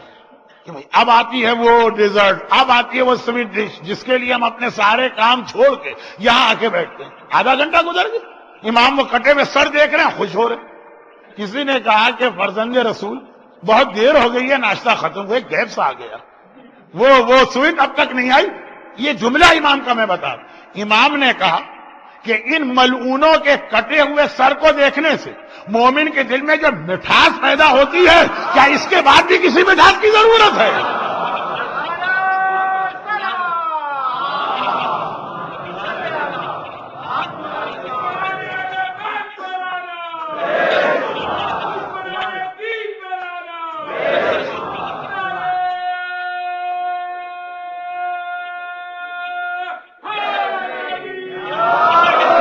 آقا اور مولا کی خوشی کا اندازہ کریں، فرماتے خالی ان ملعونوں کے ملاعین سے کٹا بسر یہ مومن دیکھے گا، اس کا دل اتنا خوش ہوگا، اتنا خوش ہوگا کہ اس کے بعد پھر کسی ڈیزرٹ کی، پھر کسی سویٹ ڈش کی اس کو ضرورت نہیں۔ اتنی خوشی ہونی چاہیے 9 ربیع الاول کو، اور ایسا مزہ کہ اس کے آگے ہر ڈیزرٹ، ہر سویٹ ڈش، تمام حلوے، تمام مٹھائیاں بالکل بیکار۔ یہ مزہ تو میں بھی لے سکتا ہوں۔ کیا مطلب؟ میں ڈائبیٹک پیشنٹ، بہت ہی سینئر قسم کا سینئر ڈائبیٹک پیشنٹ ہوں، 35 سال ہو گئے میری ڈائبیٹک کو، باقی تو کسی چیز کا مزہ نہیں لے سکتا، خالی گلاب جامن دور سے دیکھتا ہوں اور حسرت کے آنسو بہاتا ہوں، لیکن یہ والا مزہ۔ مگر چوتھے امام نے جس مزے کی بات مختار کے کارنامے میں کی، یہ بھی ابھی آدھا مزہ۔ اصلی مزہ تو اس وقت آئے گا مومن کو جب حسین کا ولی وارث ظاہر ہو کر حسین کے خون کا انتقام۔ دو باتیں یاد رکھیے گا، دو باتیں۔ پہلی بات، مختار نے جو جہاد کیا یہ معصوم کی طرف سے نہیں ہے، یہ ایک مومن کی انفرادی ذمہ داری،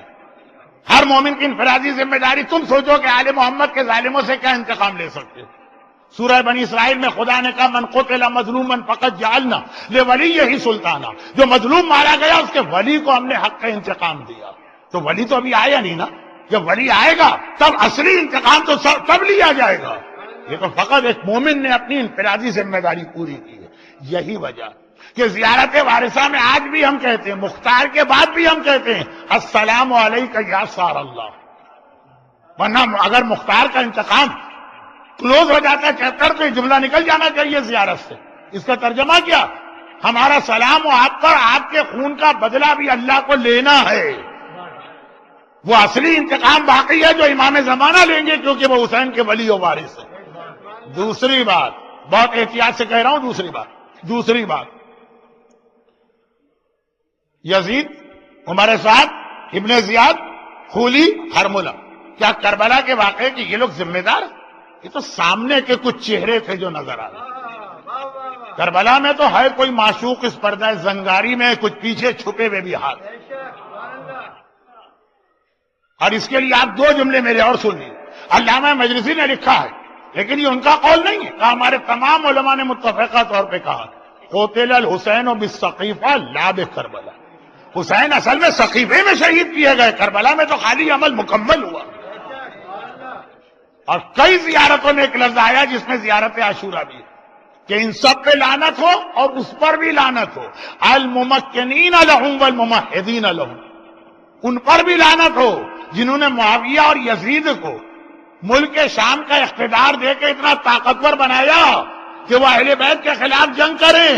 ان لوگوں کو یہ اختیار دینے والے پہ لعنت ہو، ان کے لیے میدان ہموار کرنے والوں پہ بھی لعنت ہو۔ معاویہ کہاں سے اتنا طاقتور ہو گیا تھا؟ کسی نے اس کو 40 سال شام کے صوبے کا گورنر بنا کے رکھا۔ ہیں کچھ اور لوگ بڑے وی آئی پی قسم کے،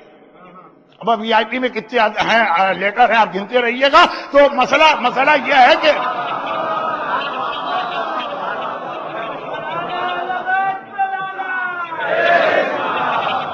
ان سے تو انتقام باقی ہے نا، وہ انتقام مختار لے ہی نہیں سکتے ہیں، مختار تو ان سے انتقام لیں گے جو اس وقت زندہ۔ یزید بھی مختار سے پہلے واصل جہنم ہوا تھا، مختار یزید کو نہیں سے انتقام نہیں لے پائے۔ ہاں ایک امام برحق پردہ غیبت میں، وہ جب ظاہر ہوگا تو مرنے والے بھی زندہ کیے جائیں گے۔ ہم انتظار کر رہے ہیں امام آئیں گے تو بھی سارے مسئلے حل ہوں گے اور دین پہ عمل کریں گے، اور امام انتظار کر رہے ہیں ہمارے چاہنے والے اپنے آپ کو چینج کریں گے تب ہم آئیں گے اور ان کی وجہ سے اسلام کو لے کر آئیں گے۔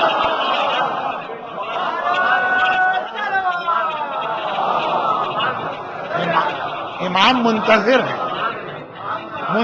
انتظار کر رہے ہیں ہمارے چاہنے والے اپنے آپ کو بدلیں گے اور پھر ہمیں بلائیں گے تو پھر ان کی مدد سے ہم اپنا جہاد کریں گے۔ تو ہم ان کا انتظار کر رہے ہیں، وہ ہمارا انتظار کر رہے ہیں۔ اب یہاں پہ برابری کا رشتہ تو ہے نہیں جیسے دو بھائیوں کا برابری کا تھا، امام کا انتظار برحق ہے، ہم دھوکہ کھائے بیٹھے ہیں کہ کچھ نہیں کرنا،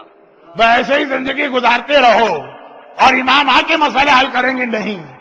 یہی غلطی کوفے والوں نے کی تھی، دیکھیں پورا ایام ازا کا خلاصہ کہ امام کو بلایا تو مگر کوئی تیاری نہیں کی، تو نتیجہ کیا نکلا؟ ابن زیاد جب آیا تھا نا کوفے والے سمجھے امام آ گئے۔ ابن زیاد چہرے پہ نقاب ڈال کے آیا تھا، عرب میں ڈیزرٹ میں ٹریولنگ میں چہرے پہ نقاب ڈالا جاتا، کوفے والے سمجھ رہے تھے کہ ہم نے اتنے خط لکھے آقا حسین کو، یہ حسین آ گئے، جال حسین جال حسین جال سیدنا، آواز لگ گئی، سب لوگ گھروں سے نکل آئے۔ اللہ اللہ امام کو بلا رہے ہو اور اتنا بھی نہیں پتا کہ امامت کو پہچانو گے کیسے، ابن زیاد کو امام سمجھ بیٹھے ہو۔ یہی غلطی کہیں ہم سے نہ ہو، کیونکہ ہمارے لیے تو روایت بھی ہے کہ امام زمانہ کے ساتھ دجال بھی آئے گا جو صاحبان ایمان کو بہکائے گا۔ تو جشن عید الزہرا، آخری بات نہیں کہہ رہا ہوں، تو 5 دفعہ کہہ چکا ہوں، آخری جملہ، جشن عید الزہرا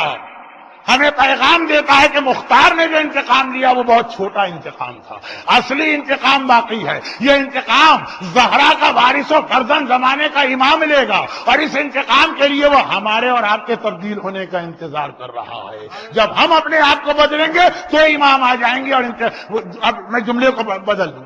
یعنی اگر ہم اپنے آپ کو بدلتے نہیں ہیں تو امام کے آنے میں دیر ہو رہی ہے۔ نہیں، بہت چھوٹا جملہ بن گیا یہ، امام کے آنے میں دیر ہو رہی ہے، اس کا مطلب کیا؟ اکبر کے قاتل کو سزا ملنے میں دیر ہو رہی ہے، حسین کے قاتل کو سزا ملنے میں دیر ہو رہی ہے، عباس کے قاتل کو سزا ملنے میں دیر ہو رہی ہے۔ آگے بڑھتا ہوں، زہرا کے بدن پہ کوڑے مارنے والے کو سزا ملنے میں دیر ہو رہی ہے، محسن کو شہید کرنے والے کو سزا ملنے میں دیر ہو رہی ہے، فاطمہ زہرا کے گھر کا دروازہ جلانے والے کو سزا ملنے میں دیر ہو رہی ہے۔ صاحبان ایمان، مومن ہر گناہ کر سکتا ہے، شمر کی سزا کو نہیں ٹلوا سکتا ہے، مومن سے یہ گناہ ممکن نہیں، مومن ہر گناہ کر سکتا ہے، قاتل علی اکبر کی سزا میں تاخیر نہیں کروا سکتا ہے، مومن ہر گناہ کر سکتا ہے، زہرا کی پسلیاں توڑنے والے کی سزا میں تاخیر نہیں کر سکتا۔ تو جشن عید الزہرا کا پیغام یہ ہے، بدلے اپنے آپ کو، بدلے اپنے گھروں کو، بدلے اپنے بچوں کو، تاکہ امام جلدی آئیں، صحیح معنوں میں انتقام لیا جائے، پھر ہم اور آپ مل کے امام زمانہ کے ساتھ جشن عید زہرا منائے۔ مزہ تو اسی جشن میں ہے نا جو امام کے ساتھ منایا جائے۔ ایک چیز میں نے یہاں سن لی کہ سنڈے اسکول بہت اچھا چلتا اور بچوں کو لوگ بھجوا بھی بڑے شوق سے رہیں، اور انتظام کرنے والے واقعا خلوص سے انتظام کریں، خالی خانہ پوری نہیں ہے۔ کہ ادارہ جعفریہ میری لینڈ میں بھی ایک سنڈے اسکول ہے. یہ بھی امام زمانہ کے لیے آپ کی طرف سے ایک پیغام ہے. بس ذرا سا آگے بڑھ کر بچوں کے ساتھ عورتوں پہ ہی توجہ دیجیے، یعنی ان کی تبدیلی پر، اور اس کے ساتھ اپنے آپ کو بدلنے میں بھی توجہ دیجیے. اور پھر امام آ گئے، اور آ گئے تو ہم ایسا جشن منائیں گے، ایسا جشن منائیں گے کہ جبرائیل نے بھی نہیں دیکھا ہوگا کہ اتنی خوشی بھی کوئی منا سکتا ہے. امام زمانہ کا آنا اور ظالموں سے انتقام لینا. لیکن ہم بہت کمزور اس دنیا میں ہیں، امام ہی سے مدد مانگ رہے ہیں. اے میرے زمانے کے امام، اے حجت خدا، اے وارث مشکل کشا علی، صاحبان ایمان کو وہ حوصلہ اور طاقت عطا کیجئے جس سے وہ اس کفرستان کے 21ویں صدی کے ماحول میں اس مشن کو پورا کر سکے جو آپ کا مشن ہے. پروردگارہ تجھے واسطہ اس جشن عید زہرا کا، جس طرح تو نے فاطمہ زہرا کے دل کی ٹھنڈک کا انتظام کیا، آل محمد کا انتقام تھوڑا سا صحیح آج لیا گیا. ان صاحبان ایمان کو ان کے آنسوؤں کے طفیل دنیا اور آخرت کی ہر مصیبت و پریشانی سے محفوظ فرما، ان کی ساری حاجتیں پوری فرما.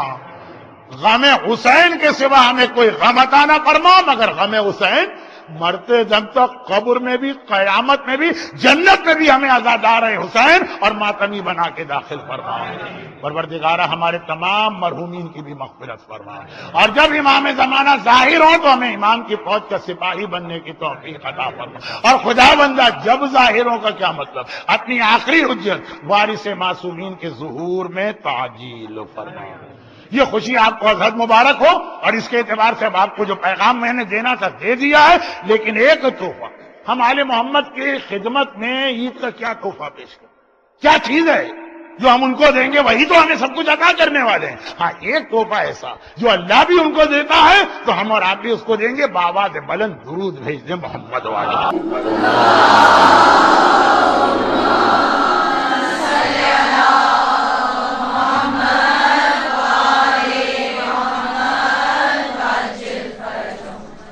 مولانا کی اس تقریر کے بعد تو کوئی گنجائش نہیں کچھ اور کہنے کی. تو آپ لوگوں میں سے آج عید کے دن کی مناسبت کے حوالے سے جو منقبتیں، قصیدہ خوانی وغیرہ آپ کو کرنی ہے کہ یہ فریضہ بھی ہے، تو اس کو بھی آپ پورا کیجیے. وصلی اللہ علی محمد وآلہ الطیبین الطاہرین.